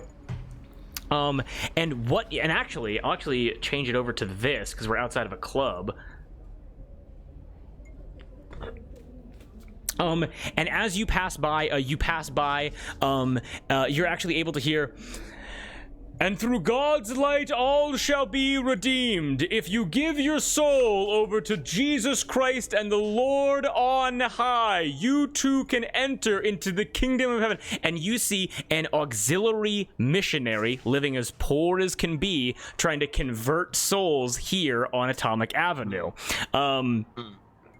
As you pass by, you are able to see a homeless man. He has like he's a super duper mart shopping cart that's like full of like random assortments of like Nuka-Cola bottles, like spent like chem plastic containers. You see he has like cartons of like pre-war yum yum deviled eggs and like Dandy Boy apples and like different kinds of like clothing and bathing suits and just kind of like things that he's accumulated as he's like, spare change, kind of rattling a cup for caps basically. What do you do?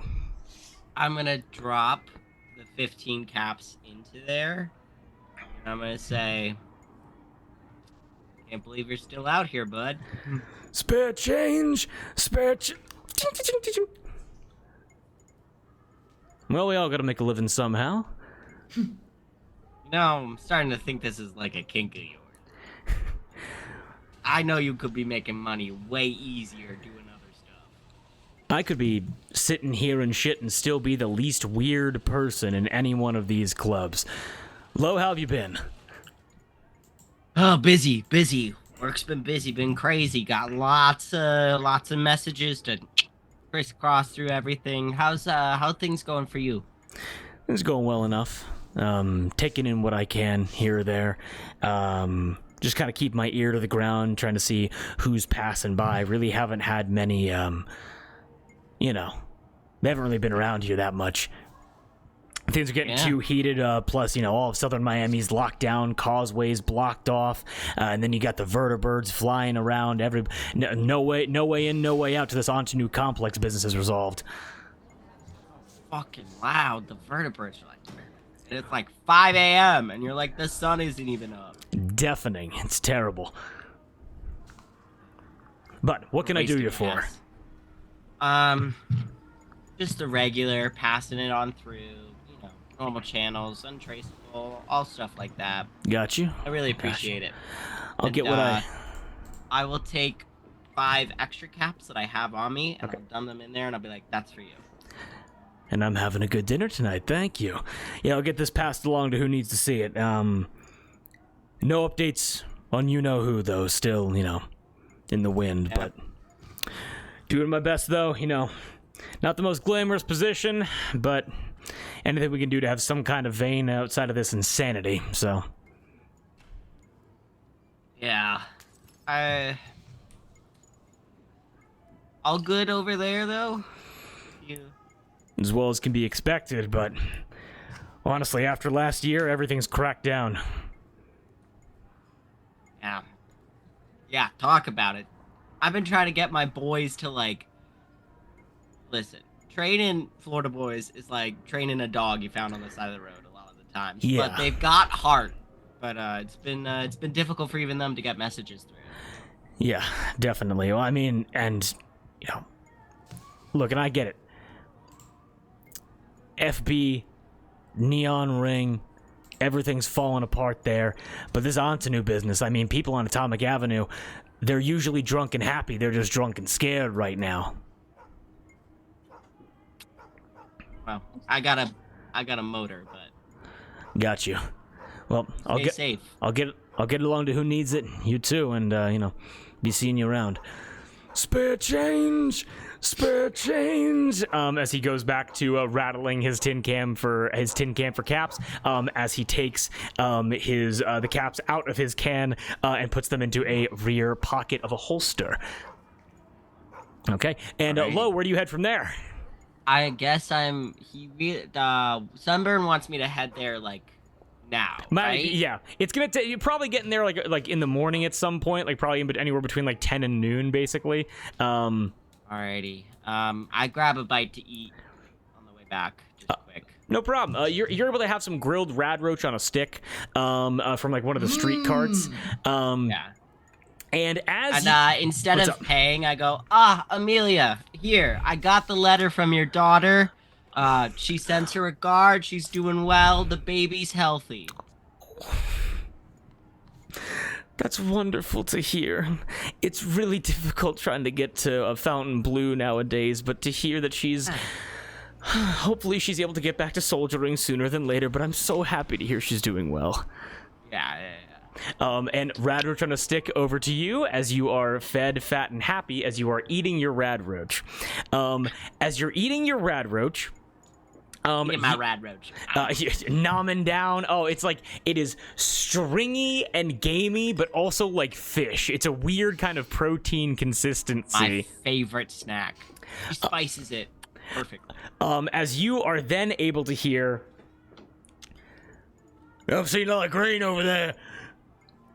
Lo! And you're able to hear a voice call out from somewhere behind you that you were unable to see. Do I recognize the voice? Go ahead and give me an intelligence check. I'll say DC 10. Woof. So I rolled a 15 for a 12. Okay, 12 still passes.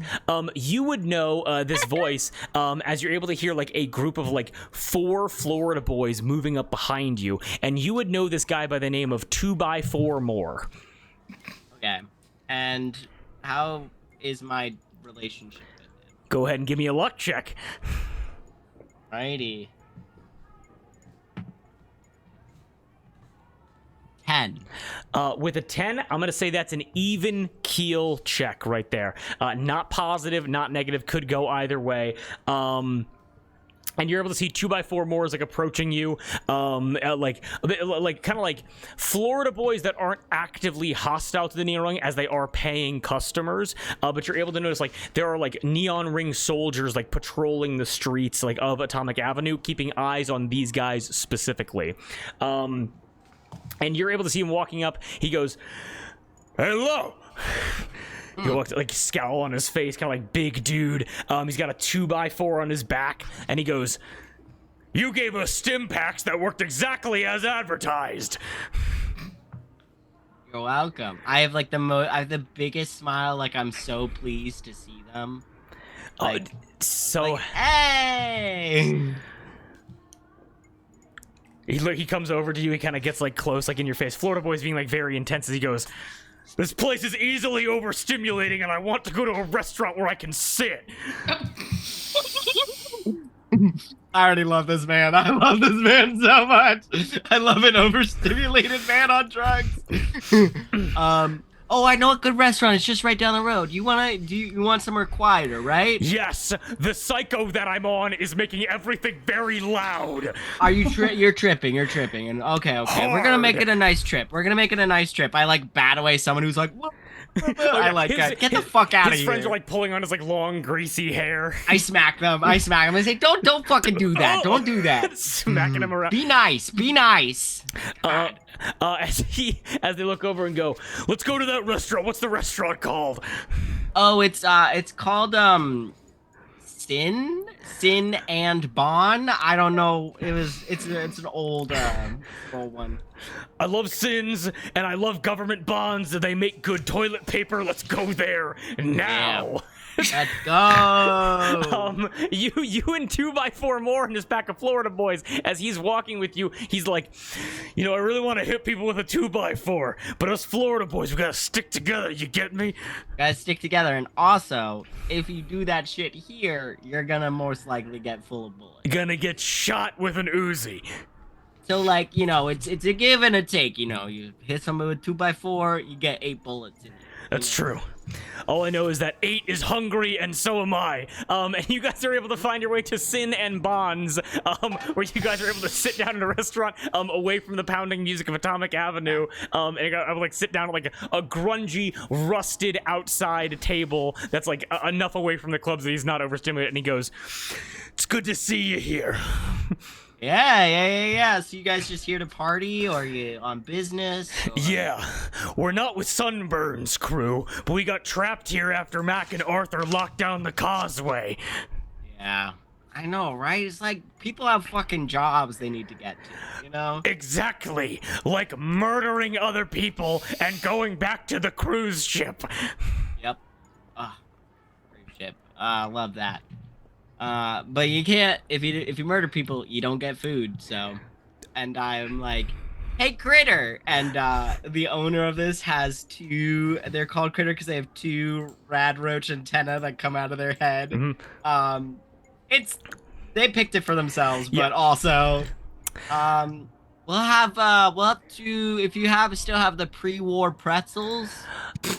Yes, of course. The Diggity Hot Dog Company pretzels, they were sold at ball games. And actually, I believe this is one of the final transportations from La Granja that was able to get over. I will get those on there right now. Would anyone here like bonds? Like war bonds? Like war bonds, yes. Like napkins or to eat? Napkins, toilet paper, whatever would work best. My friend 2x4 loves toilet paper bonds. Loves them. How do you got so many bonds? and she goes, there was a bank out the back wall that was blown apart, and we got blown into the safe where there were just sacks of war bonds that we've been using as toilet paper and napkins. He goes, okay. Also, he's tripping balls. So we're doing a Psycho. low sense. It looks like Psycho. Hey, it does what it's supposed to. Yep, indeed. Okay, then let me get those pretzels for you.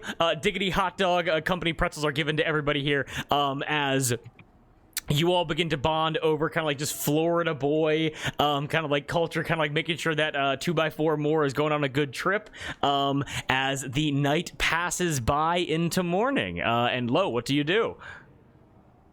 After a while, I like make sure 2x4 is all good, and then I'm like, all right, business calls, I gotta head out. But it was good to see you.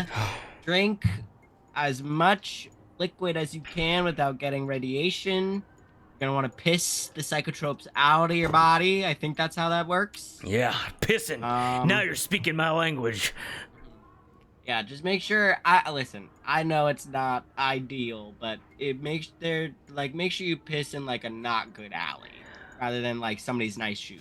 Got it. Okay, so only on people that aren't gonna punch me.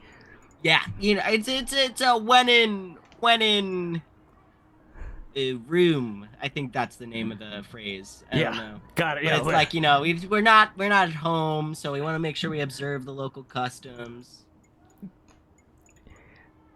Yeah, he kind of like slaps you on the shoulder. As we all know, raiders are all very kind to people they don't understand. Absolutely. Lo, hey, safe travels. You too. And Lo, after that introduction, you make your way to Miami Beach. I do. I am paranoid. I am being so careful as we walk. I'm trying to like stay easy and cool, but on the inside, I'm like, I'm carrying a lot of fucking money right now. You are so rich right now. As you were able to make your way over to Miami Beach, and we're gonna cut away. Sound good? Yeah, sounds great. Okay, awesome. And then last but not least, what do we got here? An incredible introduction. Last but not least, Gab. The Little Havana Mechanic Workshops. The nightlife of Little Havana is in... Actually, wait. I think I can do this. Here we go. Oh, so much better. The nightlife of Little Havana is infectious. Nuclear-powered streetlights, window bars, and food trucks serving drinks and grilled rad roach as live musicians compete with protectrons acting as roaming jukeboxes of Cuban jazz. Patrols wander the streets, the auxiliary soldiers being this odd combination of firemen mixed with crusader knights wearing gas masks and fireman helmets, while also wearing plate armor and wielding axes, swords, and flamethrowers. As we cut through these streets, we're able to see a highly guarded city street with almost no nightlife whatsoever. No drinks, no food, no performers, but music still fills the air. Music in the form of songs from Radiation King radios, accompanied by music in the form of welding tools, power saws, and roaring engines. At least 3 different mechanic shops working on these rare 1950s-esque nuclear-powered hot rods, tuning up the rarer Robco robotic oddities and welding pieces of armor to the rarest sight of all, power armor frames. And dancing in between these shops, a radio in the background playing one of his favorite songs, checking in on all of his people, is the manager of these mechanic shops. Gab, will you please introduce your character? Hi, I'm Gab. I don't know why I introduced myself like that. Yeah, I will be playing Alfred Johnson. He goes by Al. He is in his late 30s. He's, as Darby liked to say, he's tall. He's 5'11". He has this brown and salt and pepper hair. He's slightly balding and has thinning hair that's kind of pushed over. He has some specks of facial hair, but can't really keep it. Plump, pouty lips.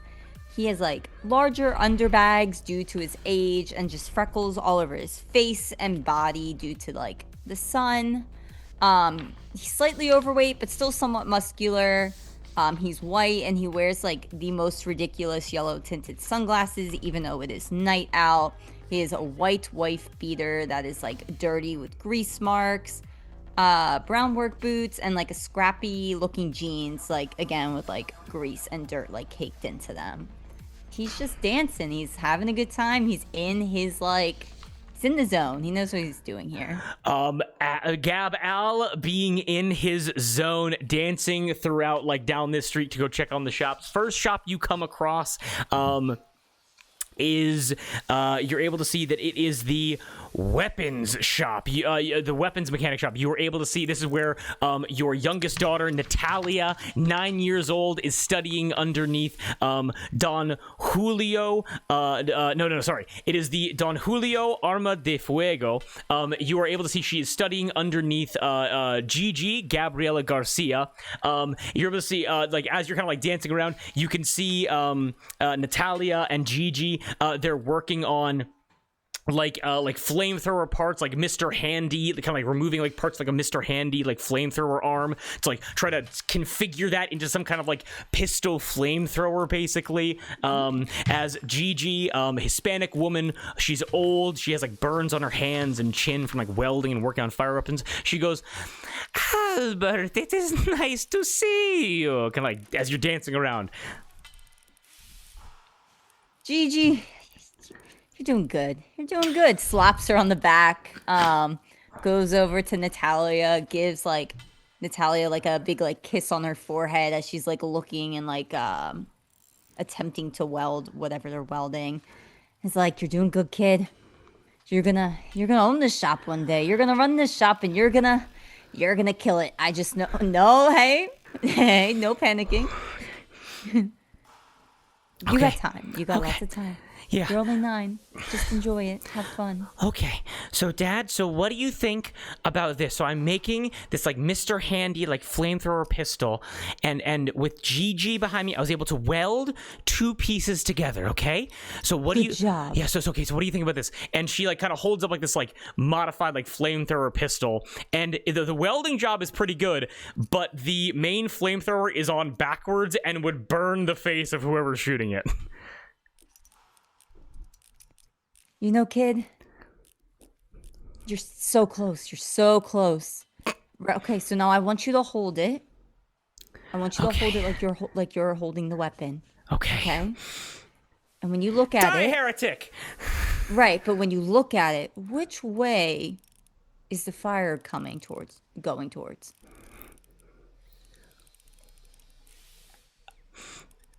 Just needs to do a 180. Just needs to do a 180.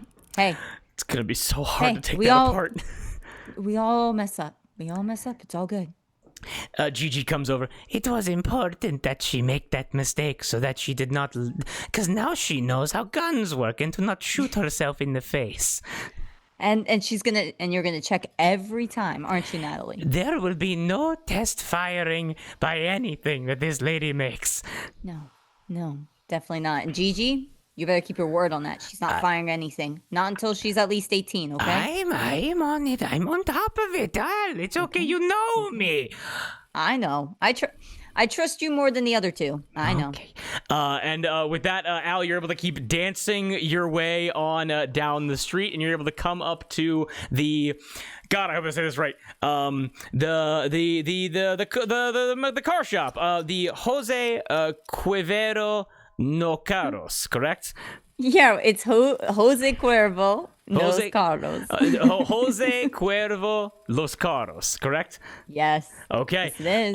As you are able to see, Susie, your middle child, she is 11. She is being mentored by Sebastian Martinez, your brother-in-law.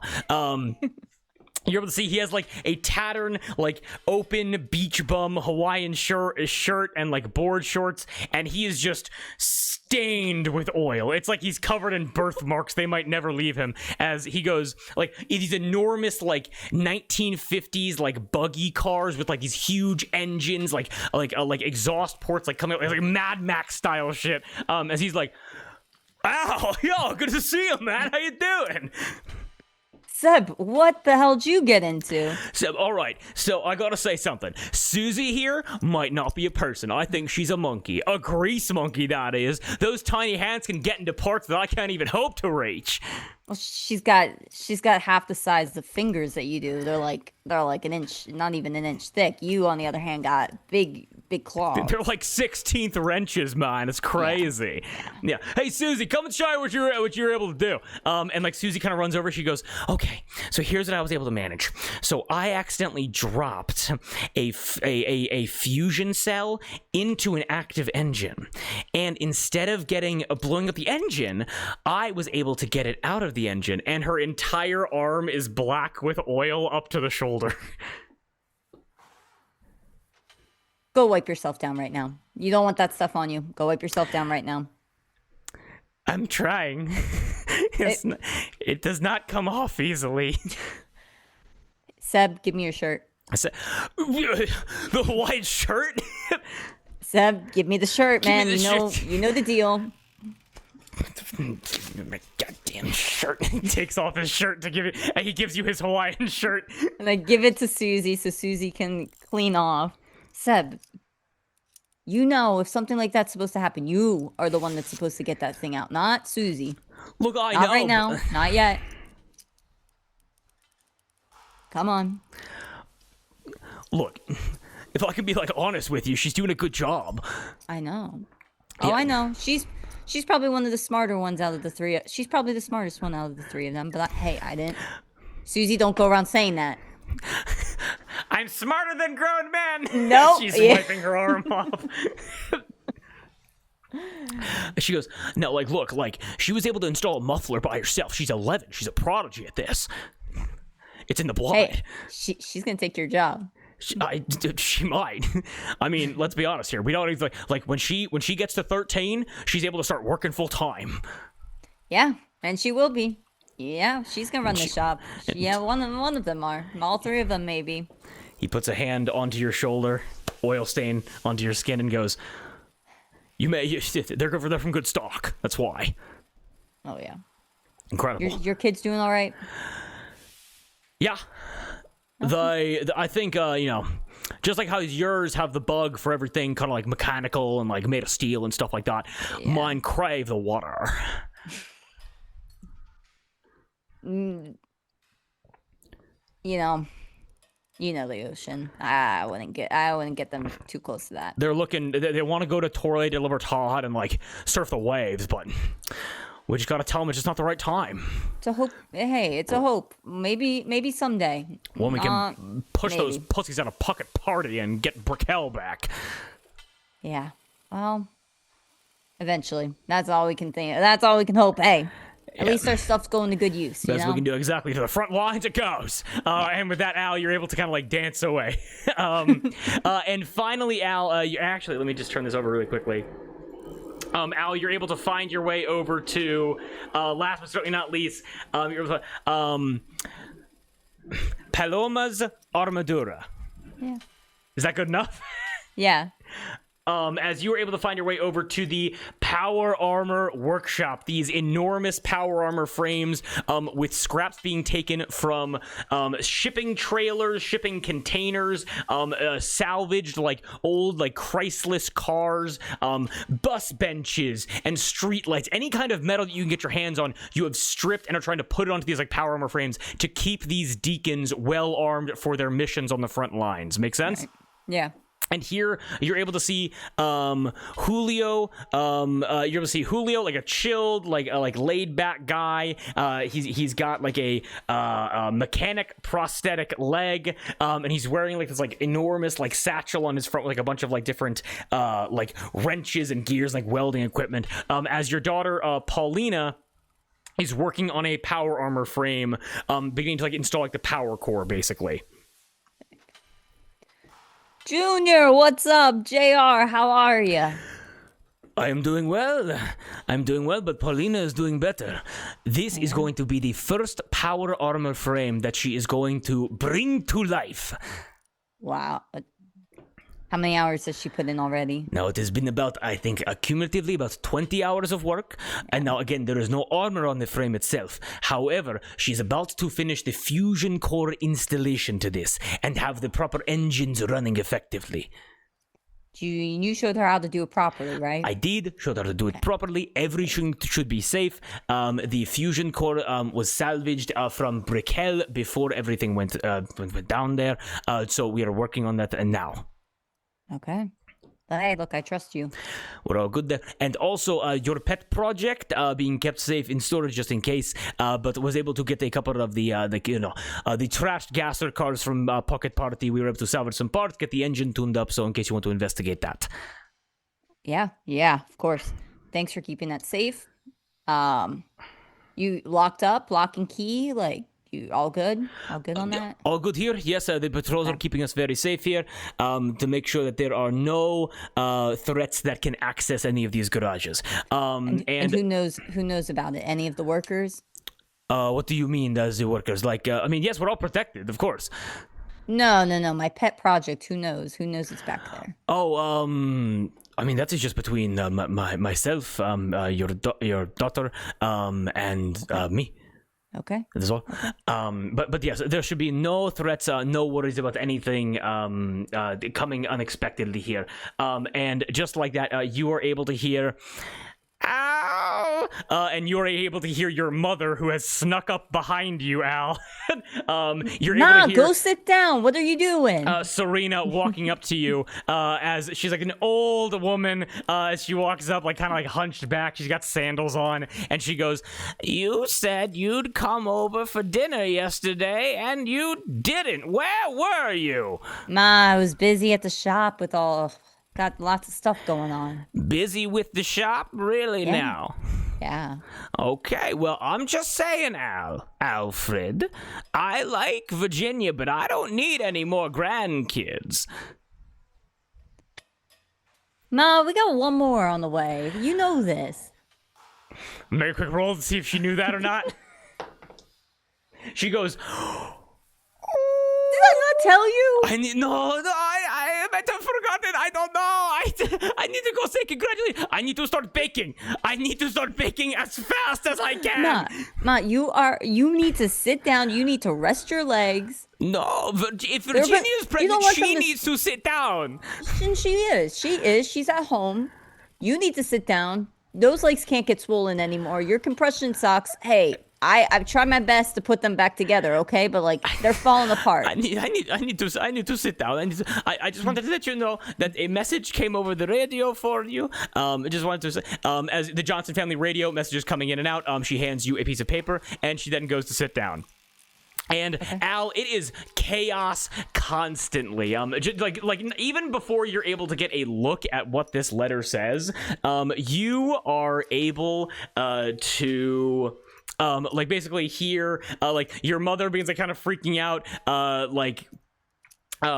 Junior kind of walks over, starts talking with her, and then you're able to see like Paulina kind of like towards the back, like a power armor set. This place is chaos constantly. Just so much is happening all the time that you have to be so aware of in terms of like your wife and your mom and everything. And like as this is delivered to you, you are able to hear, and you become hot immediately. As I'm going to change the music very quickly. You become hot. And I need you to give me I need you to give me an endurance check and beat your radiation DC. As your daughter Paulina, as she is working on this fusion core for this power armor, some aspect of the fusion core has become cracked and begins to slowly irradiate this room that you're in. Radiation DC. How do I find that out? So what your radiation DC is going to be, if I'm looking at the sheet here properly, it is going to be beneath your AC and DT on that row. It's going to be next to your levels of exhaustion and levels of radiation. Okay, let me zoom in because I didn't do that one. 12 minus end modifier. Okay. Endurance modifier. So I need to get a 10 or higher. So go ahead and roll that as you are getting a 10 or as you're rolling that. What do you get? 16 minus 2 for a 14. As you are able to withstand that, not become irradiated, as you know that this like power armor frame that's naked is being modified by your daughter Paulina, as she goes, something's wrong. What do you do? Shut it down! What are you? If you don't know what you're doing, shut it down! Stop! As you are rushing over, Rhonda, bags packed, you arrive in Little Havana at the power armor mechanic shop, having tracked down Al successfully, and you can see Al rushing in to assist with the power armor frame that has a broken, like cracked fusion core, basically. Rhonda, what do you do to assist? Immediately drop all my bags and you hear the clinking of metal as I hurry over. I assume, given his family's been in the church for generations, I would know Al. You would know Al, yes. Yes. Rushing over to help as you are able to see Al, you see Rhonda rush into your shop. You would know Rhonda as you were able to get Paulina away from the power armor frame.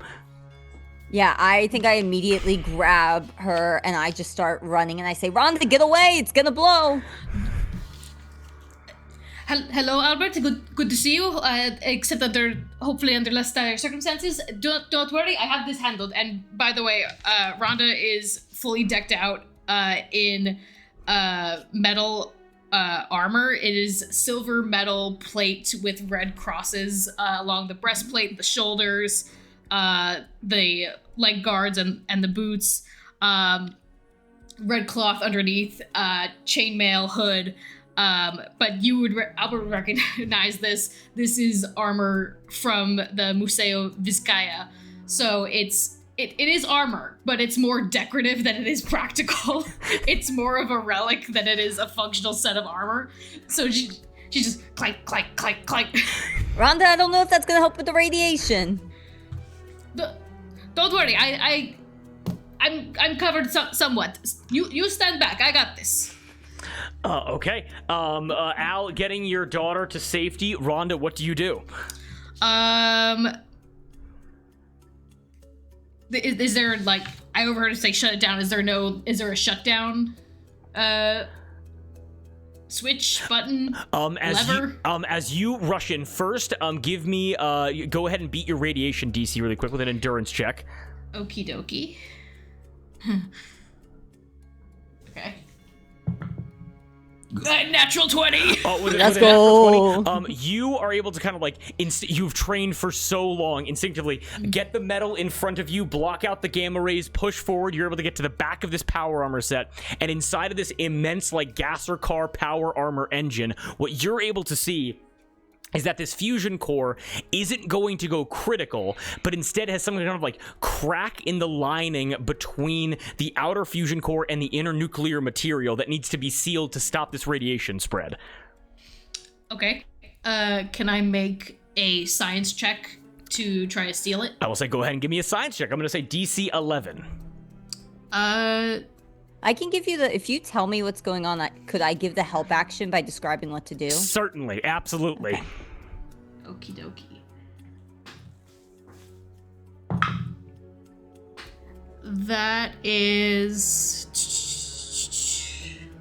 It's a 14 science. With a And you rolled with advantage? Yeah, I rolled an 11 and a All 3. good, all good. Hey, a 14 science just to seal off this radiation leak. Rhonda, looking around, using a science skill, how would you use like the tools in like a mechanic shop to seal off a fusion core leak? Try to see if there's a better...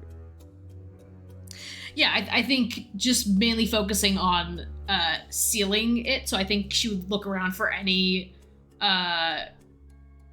tools for encasing or for patching up the crack in this fusion core. And I feel like Al would even maybe throw you something to seal it up as well.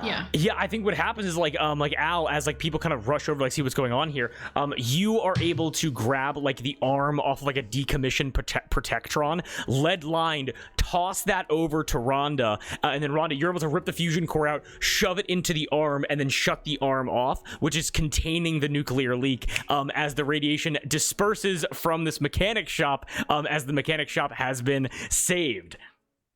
Congratulations. And Rhonda and Al, with your daughter in your arms, the mechanic shop, everyone begins to go, oh, and kind of like applaud the good work of the both of you. And the floor is yours. What do you do?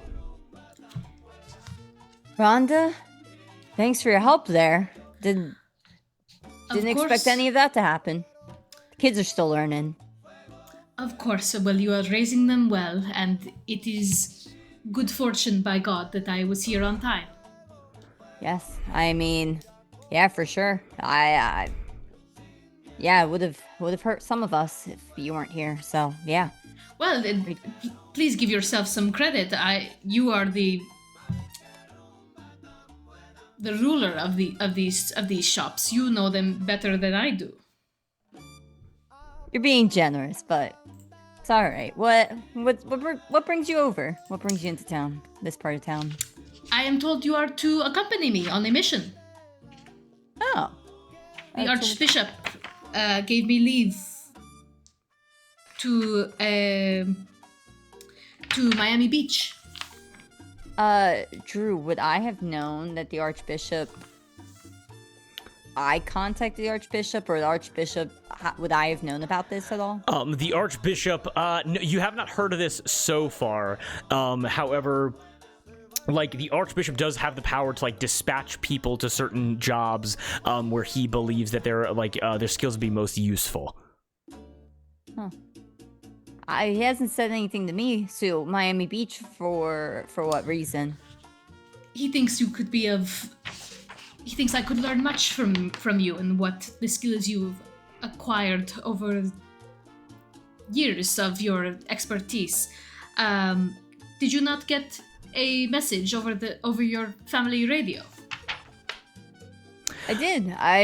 Would I have known that the Archbishop can get my radio signals? Yeah, it was actually reported back to you when the signal for like this payload first went live.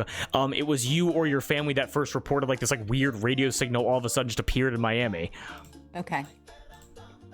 Yeah, I mean, I got that message too. I was gonna go to Miami Beach. The Archbishop wants you to come. Yeah, I guess you're coming. Yes, I'm prepared for quite the expedition. It's gonna be a rough trip over there, but hey, we'll figure it out. Yes, well, whatever this this message was, we couldn't fully encrypt it, but we sent scouts that never returned. Huh. Yeah, okay. Yeah. I mean, I got what you got, so not much. Well, I pray that they are safe and that we can bring them home safe and sound. Yeah. All right. Yeah, I mean, listen, I just gotta pack up, say bye to the kids. And Of course, yes. Yeah, we can figure this out. Please, Yeah. please, take your time. Is there anything I can do for you? No, just take a seat, relax, hang out. Yeah. Very well. Okay. And so before everyone here, before either of you sets out, Al, who would you like to say goodbye to, and anything that you would like to do before you and Rhonda begin your trek to Miami Beach? I'd like to just quickly pull my mom aside. Okay. Just after that conversation with Rhonda. Yes. Because I'm not really in charge of, like, the family radio. That's more so my mom, and Mm-hmm. she just, like, relays the information. So I'd like to pull her aside, like, potentially in, like, a back room. Yes. You reported the message to the Archbishop? Yeah, it was, yes. The message came through, and I had to report it because it was sudden, strange. There were so many people around that we couldn't make sense of it, so we had to report it. Okay, all right. Hey, just checking, because that's why Rhonda here is here, and we're going to Miami Beach together now. So. I would not have expected it, but I am sure that you will do the right thing and accompany her and make sure the payload ends up in the right hands. Yeah. All right. Just wanted to double check with you. That means I'm heading out. I don't know if I'm gonna have time to go say goodbye to Virginia. You let her know. And don't worry about baking. Just wherever you can help out with the kids.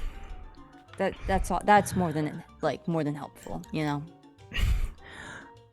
No oil on the arms. Don't let the youngest one shoot herself, and no more fusion cores for the 13-year-old. No, the 13-year-old is not gonna touch a fusion core until way later. Mm-mm. Okay, that works for me. I will do my best to help out. And by the time that you see Virginia again, she will be fat and happy. And with my 4th grandchild coming along well. Surprise! Thank you, Alfred. Love you, Ma. I love you too, sweetie. You just travel safe. Mwah. I know you should do the right thing. Mwah. And you keep that girl with the black fire hair safe. I will. You know I will. Okay. And then after this, I'd like to just quickly round up the girls to say bye to them as well. They all line up around you. They all give you like the biggest hug, and they're like, "You're going back out into the wasteland." I'll try to be as quick as I can. You all be good. Be good to your mom. You know she's going through a lot right now. Be good to grandma. She's gonna make sure you all stay aligned. No more touching the fusion core. No more shooting yourself. And no. Let's stay away from the oil for a little bit, okay? Paulina goes, "Okay, I'll get the shoulders, Susie will get the left foot, and Natalia will get the right foot, and we'll just keep Mom as relaxed as possible." Mm-hmm. Okay. Yeah, and if you can help out with the cooking, do some chores. You're good girls. You know what you're doing. your mom Serena goes, "Baking, helping with the baking." And goes, Grandma's not doing any more baking. Tell her she needs to go sit down sometimes, okay? "Grandma, we need protein. We need to eat more Meyer Alert cakes." That's my girls focused on the protein.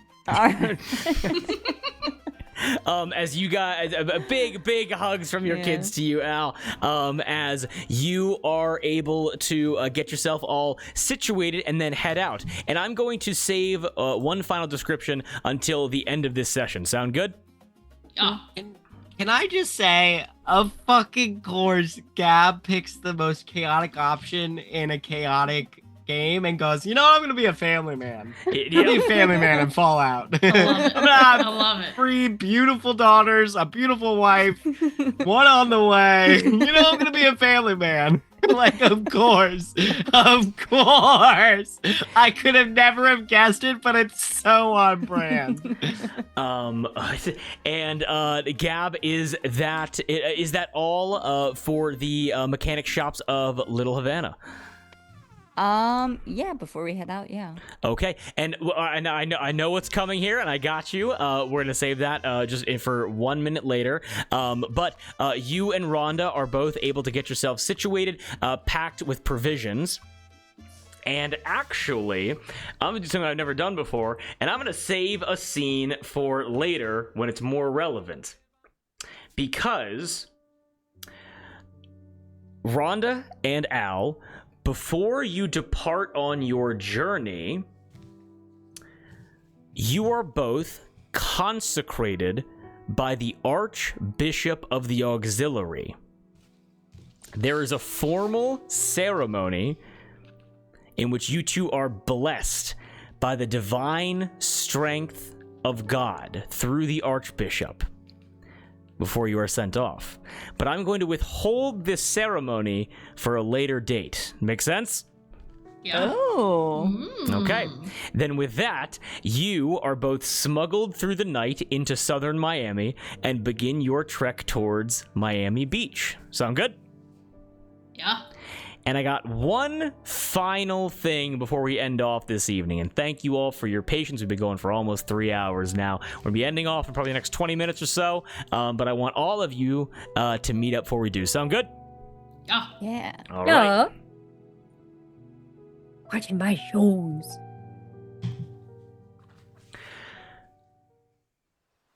The following day, for all of you, Miami Beach. Still a sight to behold after 126 years. Post-war relaxation accoutrement can be seen all across the beach. Umbrellas and chairs and towels all tattered by the passage of time, but placed out by post-war people looking to catch a vibe. And amongst the sand, thanks to the nukes and the general degradation of manners, trash and refuse and half-eaten fish and human bones and large deceased carnivorous beasts and half-buried hot dog carts can be found littering the shore. However, this section, the latitude and longitude codes which each of you are aware of, that each of you are able to find your way to, in this section of beach, next to one of like the lifeguard shacks, there is a section of the beach that is strange.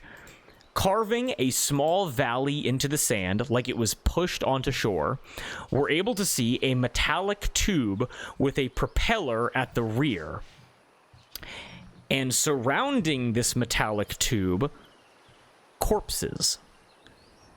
Some burned, some shot, some bludgeoned, all dead.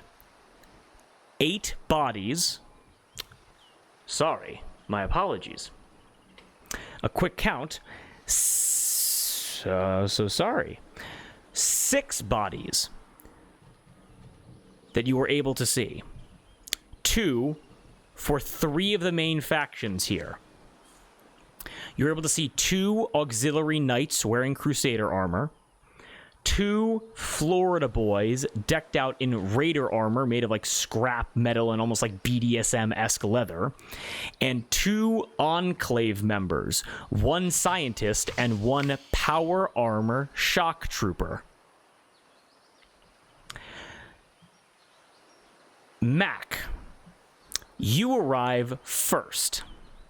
As you come upon this scene on Miami Beach, as the waves are lapping up onto the shores, you are able to come across this metal tube, these 6 corpses. What is your initial reaction?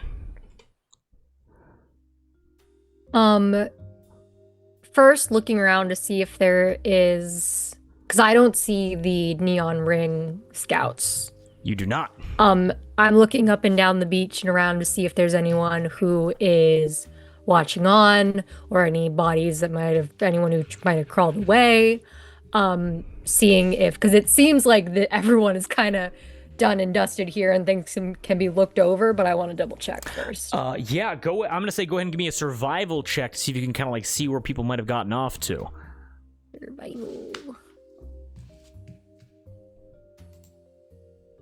13. With a 13, you are able to see. Give me 1 second. I'm actually gonna change the music a little bit. Here. Oh, perfect. Mac, you go into full private eye detective mode. You begin looking around this tube.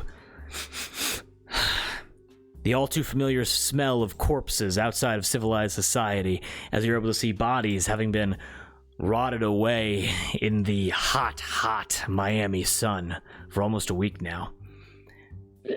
As you begin looking around, you're able to see that so much of any kind of like evidence of glassed over sand or burned away like small little like pieces of like shell or wood or blood stains all would have been washed away by just wind and sand. A murder on a beach, hard to track down evidence for. But you're able to notice just a couple drops of blood farther back, like going north, maybe scattered on like onto a beach towel or like an umbrella, something that wouldn't have been so easily kind of moved. And this dried blood, the teardrop formation, someone was able to make their way away from this scene. Make sense? Yes. And Mac, as you are kneeling down to investigate all of this, as you're kind of like lost in this moment, you are, give me 1 second here.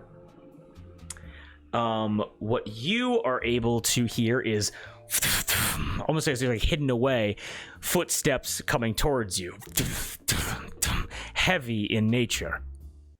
As two figures come upon this tube only minutes after you. And I am going to need a secondary description from both Rhonda and Al. Rhonda, would you be able to describe to me, weapon out, prepared for anything, your flamethrower? Yo. Yeah. You see, where are you? You see this short woman carrying a rusted metal flamethrower with a white overcoat, the stock of which has a red cross painted on it. The fuel is are two Mr. Handy propane tanks, and you can see it's made of different car and engine parts. The nozzle is the muffler of a Corvega car, and the body is a motorcycle engine as a kickstart to it. And she's got it, she got the nozzle in her hands, but it's like draped across the, it's like carried on her back, almost like a backpack. Okay. And as Mac, you're able to look up kind of like away from this like umbrella, and you're able to see two like auxiliary heavy troopers coming to investigate this scene at the same time that you are, as I'm going to need a description once again from Gab, not describing Al, but rather describing Al's power armor. Gab, please describe to me your armor. The power armor's name is License to Kill. It's mostly blue, and it's like scraps of old gasser car parts. It has like silver forearm cuffs that are like reused exhaust pipes. It has red hand plates and like light green shin plates. Again, these are like all like scraps from cars. The shoulders are rounded as if they were part of a car bumper. The front of the chest is a grill of a car with the Chrysler Motor logo in the center of the chest. On his kneecaps are two rounded headlights. The back is like part of a car door, and they're like two silver handles on each bicep, kind of like here and here on each bicep. For flair, they don't really do much. And then on one hand, he has a gator skull built into the power armor This is Swamp Puppy. And the other hand is a fully usable like hand that can like equip weapons. And the power armor looks scrappy because of just like how many different parts of the car are incorporated into it, but like it's put together well. And you can see it's like taken like so much time to build. So yeah. Gotcha. As your heavy powered armor feet sink deep into the sand, as you and Rhonda are able to make your way towards this scene, you are able to see the 2 deceased auxiliary scouts along with 2 deceased Florida boys and 2 Enclave members. As you're able to see Mac, this neon ring looking kind of like lightly blood splattered, like suit wearing private eye type, investigating this scene as well, as you all come upon each other for the first time. The floor is yours. What do you do? I also forgot to include Rhonda's flamethrower is called VCD, which stands for Vaya con Dios. And it looks much like Rhonda's armor. The flamethrower looks more like a relic, like a holy relic, than it does a functional flamethrower. But as we come across this scene, Rhonda goes for the kickstart and points it at Mac. Whoa! And you see it's very much a real functional weapon. Whoa. Hi. So the neon ring has come for Miami Beach, huh? I'm just trying to figure out what happened. I clearly didn't do this. These people are mush. Then where are your men? Or people? That's what I'm trying to figure out. Last I knew, they were still missing. Missing, huh? Strange. I'm not the best at keeping track of everyone. I found some blood spatter. Blood spattered. What, you some kind of detective? Yes, Mac Perry, PI. Introductions later. I'm Mac, and I'm just here to scope it out. I think like Al's like in his power armor, so what you hear is sort of like this like voice box sort of like recording sound, like he was able to like incorporate some way to like talk out of his power armor, and goes, 3 factions out of 4, and you're associated with the neon ring, and we're supposed to believe you that your guys are still MIA. I don't know what happened. I got sent here. For all I know, they did kill them and ran. I don't know, man. They haven't contacted our people since then, so we don't know. How did you know to come here? Atomic Al sent me on it. Said to look into it, because he hadn't heard from Lucky You.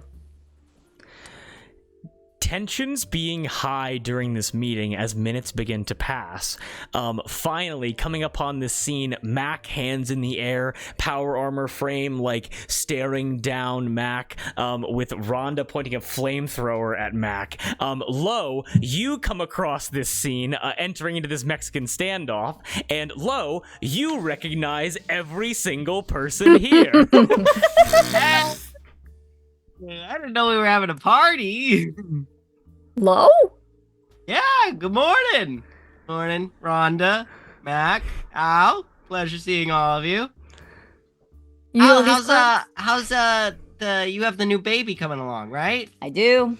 Yeah, congratulations, man. Congratulations. Why are you here? Oh, Thunburn sent me out here. I like wave the note. I don't like show it exactly, but I'm like, Thunburn, hold it, put it back in my little messenger bag that I have.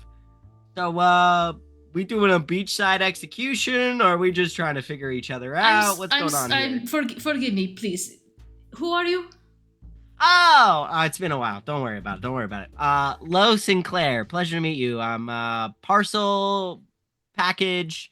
I'm kind of a mailman around Miami. I'd shake your hands, but I have my hands full with this sinner in front of me. Hey!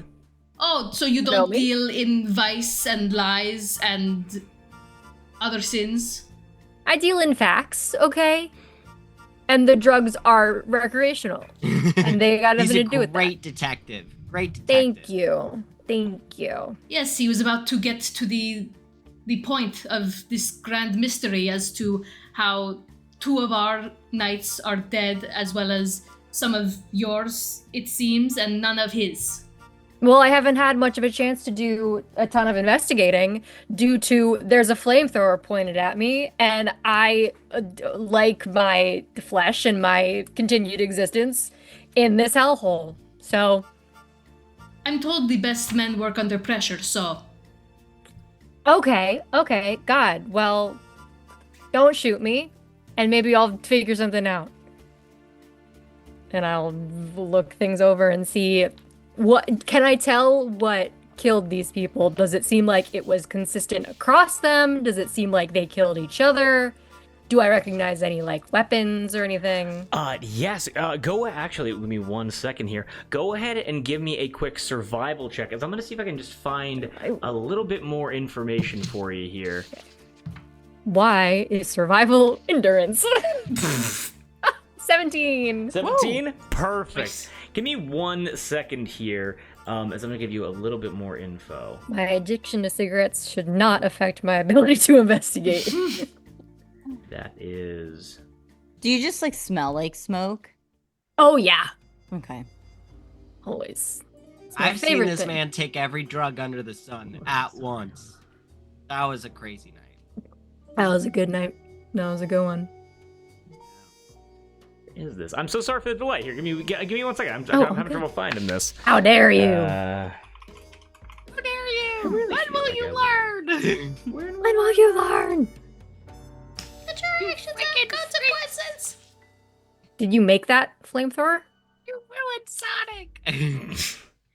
Yes, it has been passed down my family for generations. So you didn't make it. But it is yours. I mean, semantics. I did work on... Every member of my family has worked on it, yes. Oh, cool. Can I do like a can I do some sort of check on it to see if that ever came through my shop?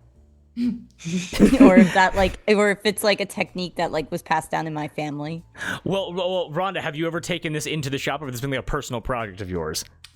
I think this would have been a personal project kept in the family.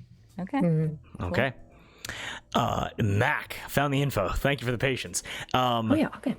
Investigating around, the blood drops leading away from the crime scene. You put that on hold for right now. Trying to figure out exactly what went down here, who killed who, what happened here. And as you're looking around with the 17, right? Yes. As you're looking around, you're able to see that it almost looks like each of the factions was each of the factions was damaged by a different type of weapon.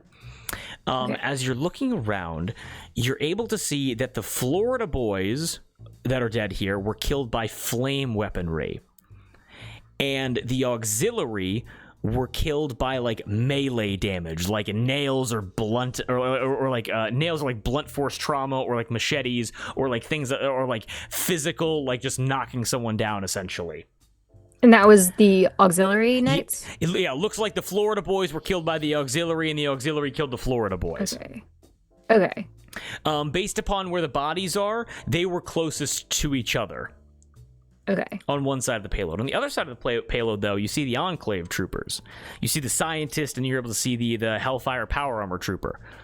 As you're investigating around, you're able to see that, like, it almost looks like the wires of this armor have been, like, chewed through, destroyed. Nothing can be salvaged here. They'll make, like, effective repairs for like, any other kind of, like, power armor. Definitely not functional anymore. Okay. But you're able to see, weirdly enough, that the Power Armor trooper was killed by ballistic damage. Okay. Some kind of weapon was used to kill this trooper here, of some kind of like higher caliber. Nothing kind of like, not like a Gauss rifle, not like an anti-material rifle, but like but almost like there was like a precise shot that killed this trooper. And as you are kind of investigating further, you realize that this Enclave trooper was killed first. whoever popped off this combat, whoever kind of like popped off like whatever the like Mexican standoff shootout happened here, killed the power armor trooper first, knowing they'd be the biggest problem. Okay. All right. And as Mac's investigating that, anything else that you guys want to investigate in terms of this crime scene? Can Question. I just do one quick investigation after Mac of the power armor, specifically looking at the ballistic, where the ballistic hit? Given that like I'm a mechanic and I kind of know like how the power armor works, like where it hit that could have potentially like Absolutely. We're going to save that for last, actually. Lo and Rhonda, any investigations you want to do here? So I'm looking for 7. No. How many Florida boys am I looking for? 2. 2. And they're dead there. Yes. Can I check their belongings for anything cool? Anything good? Yeah, Any no problem. notes? Loot your friends. That is a natural 20. You are Steal his corpse! Lit his vest! You were able to see, still in the hand of one of the Florida boys, is a... Hold on, wait 1 second here. Hold on. Sorry. You were able to find a cleaver, like a meat cleaver, still in the hand of one of the Florida boys. That is a unique weapon called Barker. It is a weapon that can assist in turning deceased bodies into food. Ooh. Okay.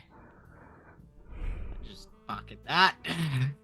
I wipe it on the sand. I wipe it on his pant leg. On the sand. I Pocket. was about to say, just get sand all over it. Yes. Call it a day. As you're investigating the bodies low, you get that cleaver. Rhonda, any investigation here? No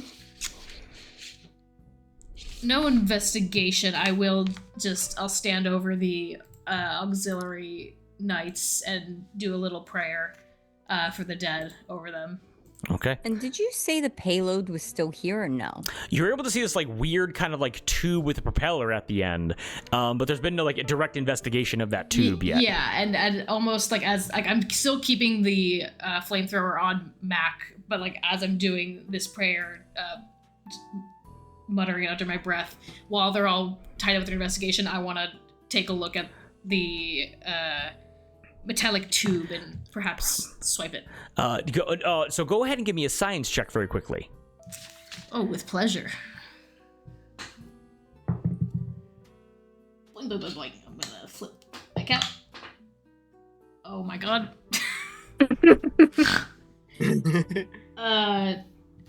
8. With an 8, so I'll describe this tube to you in terms of what happened. This is a big tube. It's not like something that can be taken easily. Probably weighs at least like 800 to 1,000 pounds. With an 8, you're able to recognize it's like a full-size torpedo, basically. Oh. Lift with your legs. However, what you're able to see is that this tube is opened. Like it's almost like there was some kind of like latch capsule that was cracked open, like to expose something. Almost like you're opening up like a cylinder at like the halfway point. And looking inside, there is nothing inside of this like torpedo, basically. Can I stick a hand in there and root around, see if there's anything deeper? Yeah, go ahead and give me, I'm gonna say another science check. Okay. Nat 1. Oh no! Okay, nat 1, perfect. We're gonna come back to that. Al, you're investigating the power armor trooper, correct? Yeah. And then if possible, seeing Rhonda over there, like I'd also like to do some sort of science check to see if I can like see what's empty. I'm gonna say science or crafting check to investigate the Enclave trooper in the power armor. Can I help him? I'm gonna say no, and we're gonna get back to why in 1 second. Got my hand stuck in a Pringles can. Yes. They're both 16. With a 16, as you're like, what flaws do power armor frames have? Like, what are the main issues with this armor? As you're investigating around, you have to get really close to the Enclave trooper. You grab him by like the back plate of his armor and lift him up easily. You're incredibly strong in this armor, 7 feet tall. It's almost like you're driving a car that's shaped like a person. As you lift this person up, you're able to see that the front section of this armor, being buried in the sand, covered in like black old blood. And helmet still on, none of this salvaged, all of it scrapped though. You're able to notice that there is a copious amount of blood on the chest, but not on the head, as you're able to see that the ballistic weave lining separating the helmet from the armor itself has a sniper round through it, like they were shot in the neck. So just kind of like, just like a weak point in the armor. Yes, yes. And with that check, max information about the blood kind of moving away. Yeah. Thanks, Darby. Max information about the armor. Sniper round. You look north by maybe 30 yards or so. And you're thinking like sniper round, firing first. No neon ring people here. What's going on? And you are able to look, and your eyes settle on the lifeguard shack about 30 yards away. The roof of which would make a perfect sniping position. Make sense? Yeah. And as you notice that, as you begin to put this power armor trooper back down, as Rhonda begins to stick her hand into this tube. Rhonda, you feel something hard, like you are hitting the the base of the tube, but then you're able to feel a crack and then something wet beyond like something hard, essentially. It's eggs. Al, It's the eggs from Wuthering Heights. As you pull your hand out, you are able to see a white albumin and a green radioactive like egg yolk as you pull your hand out with broken pieces of shell still stuck to your arm. I was joking. Al, as you put the power armor trooper back down, as his chest plate hits the sand again, you're able to hear and a similar splattering happening simultaneously. Can I get, as all of you see this, Mac, Lo, Rhonda, and Al, can I get each of you to give me a quick, I'll say either a survival check or a science check to see if you know what kind of eggs these are. Oh god, science. Oh no, I think I know what they are. Oh God no. damn it. Ooh, natural one. That one. Mac, 19. 19? Damn. 6. 6? 16. Gross. 16? What if Moss knows what they are? Well, then Moss can hold his goddamn tongue as I'm gonna give a review. Hold your damn Moss can horses. shut the fuck up. God. Rhonda, Al, it's fresh on your mind. Rhonda, because you had a good breakfast this morning. Al, because your daughters need to get more protein. They need to get more protein from Mirelurk egg omelets. As you guys are able to feel the squelching of these eggs, you're able to watch as these tattered beach, beach towels and these tattered beach umbrellas, Mac, right next to you, begin to vibrate, almost like the earth. It's like a small, contained earthquake. As popping up out of the sand, 3 Mirelurks emerge out and begin to rush back over to their feeding ground that they've had for the last week. And as these monsters descend upon your crime scene looking to eat the evidence and eat all of you, I need everyone to roll combat sequence. Whoa! And that's where we're gonna end tonight's session, everybody. Yeah. Combat sequence. What's a Mirelurk? It's no problem. A Mirelurk, for those that don't know, is a 4.5 foot tall fuck you horseshoe crab mutated monstrosity. Oh! I'll send a Because picture. Drew is a horseshoe crab bigot. Mirelurk. I'm sending a picture right now.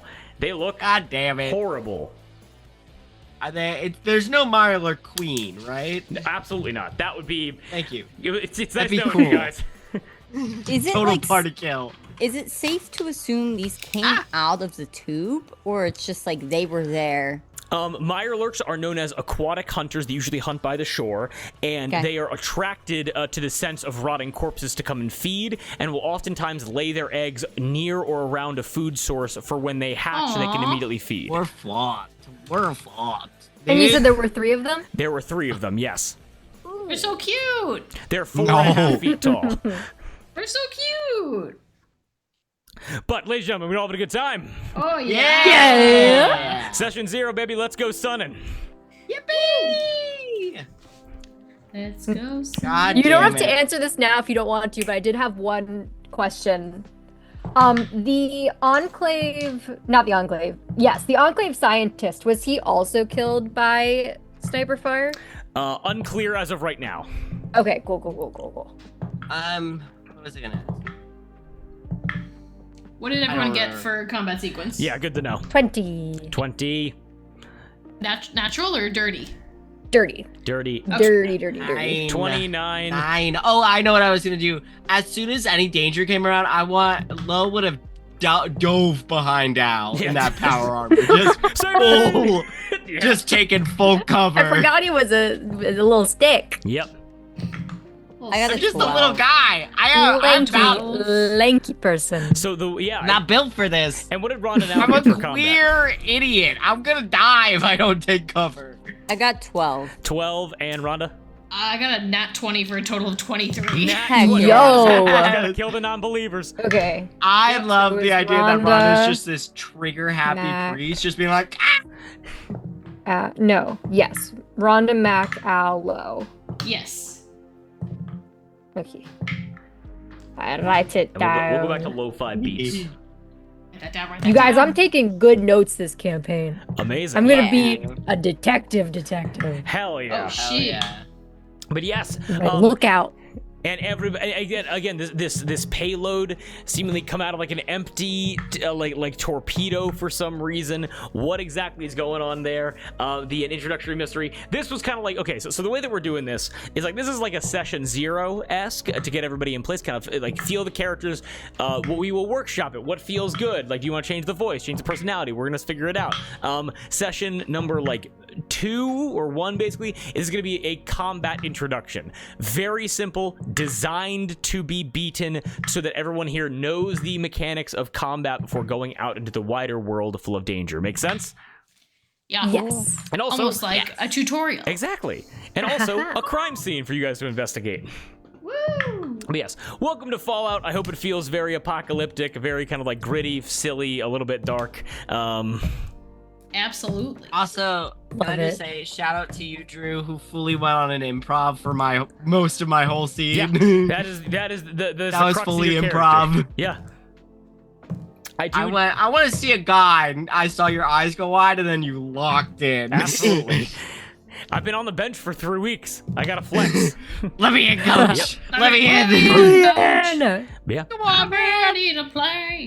And the idea, and like, I love the idea of like different factions kind of like coming together, and like all of you guys having with like Rhonda and Al and Mac and Lo kind of like having like different motivations of like wanting the payload, needing, but like you gotta find it, and like everybody here, because again we got like Lo the connected man, Mac the detective, and we got the heavy hitters of Rhonda and Al. I think it makes a lot of sense and I was like, how am I gonna get these guys to like want to stay together? It's like, oh, they can all kill each other once they find it if they want to. But they need each other in order to get that far. So we'll see. Yeah. It's a treasure Well, hunt. True. Lo was like, I'll check it out, but could you imagine if Lo had given all of the gold already and was like, I gotta do this now? What the hell? You pay me in gold doubloons? Just Sorry, bottle caps. oh, good. But yeah, I've got the fantasy brain. Turn it off. y'all good. Oh, and I also, numpilled. super proud of how this game is designed. So if I can talk about it for 1 second. So on the map, we'll send it out to the rulebook optional Discord if you want to check it out. But the map itself This is a tutorial island. So all ways of getting off of the island have been blocked off behind a main quest that once completed, you will be able to leave this island. So it's like a little way of like how quests will go. I'm able to kind of build this game out more because I have a general idea of kind of like how everything's going to progress. And so you guys will have to resolve the conflict. You will see what's going on there, and then once somebody wins and somebody loses, then you will be able to make your way off of the island. But like this island is basically a tutorial of like, here's how the system works, an easy, not supposed to kill you island. And then from there, you will go We're not to the island that kills you? Yep, not the island that kills you. And But how's the incredible Fallout vibes? work, Drew. Yeah. But I hope it feels great. I hope it feels unique. Welcome Absolutely. got the yeah. best DM in the world. Best DM in the Thank you very much. world. Much appreciated. Gab, And- is your background character Al's wife? Al's pregnant wife? I mean, it could be. I was thinking more so the mom, but it could be the wife too. Oh. I love I like that better mom. than sending a pregnant woman into the wasteland. What? So we should send a woman with gout? A 50-year-old woman with gout? That'll be Oh better. my god. She's gonna And die Drew's soon. and Gab's next backup character is all three of Al's Oh. daughters. Yeah. They You were- planned this out from the beginning. They work as a pod. Gab has 30 hit points, and if you lose 10 hit points, one of the kids dies. No. Is this a game Oh in my which goodness. children can die? But let's see. That's the weird thing about Fallout fans. I'm just gonna rant for a hot second here. Everyone's like, "Oh, you can't kill kids in modern day Fallout," and I'm like, "What kind of person are you to be complaining about that, my guy?" Okay, so children are safe. Yes. Children are canonically safe. Fallout went woke. You can't kill kids. Ah, damn I it. went woke. Because of You woke. can't kill Because of Yeah. whoa. Well, and also because you could kill kids in Fallout 2, and if you did that, every single town in the game tried to kill you. Like the game becomes impossible. Like it's weird to people that people wanted that to happen. Yeah. Well, because they said you can do it, but why? Yeah, But exactly. why? Yeah. Kill you. We'll kill you. Oh. Do you know it will kill you?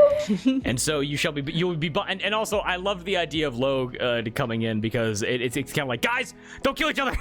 We can all be friends. Hold on, I know you all by name. Yeah. So, I yeah. love Neon the fact Ring did it, and I can prove it.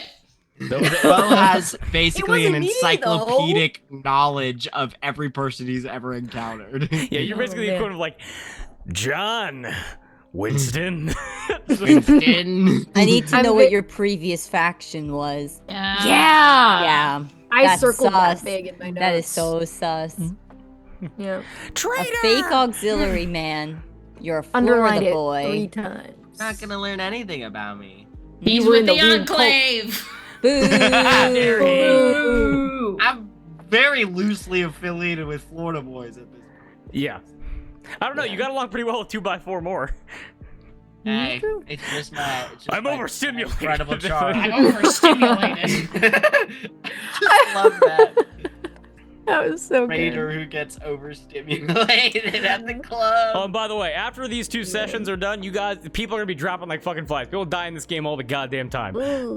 Hey, I am getting sleepy. Yes, absolutely. We're gonna be signing off. Everybody, welcome to Fallout Miami. I cannot wait for the combat session next time. We're gonna be coming at it for sometime in probably like mid-April. We have a jam-packed schedule. But thank you all for wanting to go on this journey with me. It's gonna be a tight little sister campaign as we keep working on Palm of the Fist. Get ready for a Fallout-filled April. Much love to all of you. Thank you to anybody that came to the table, and we hope you all have a wonderful evening. See you soon. Peace out, guys. Okie Much love. dokie.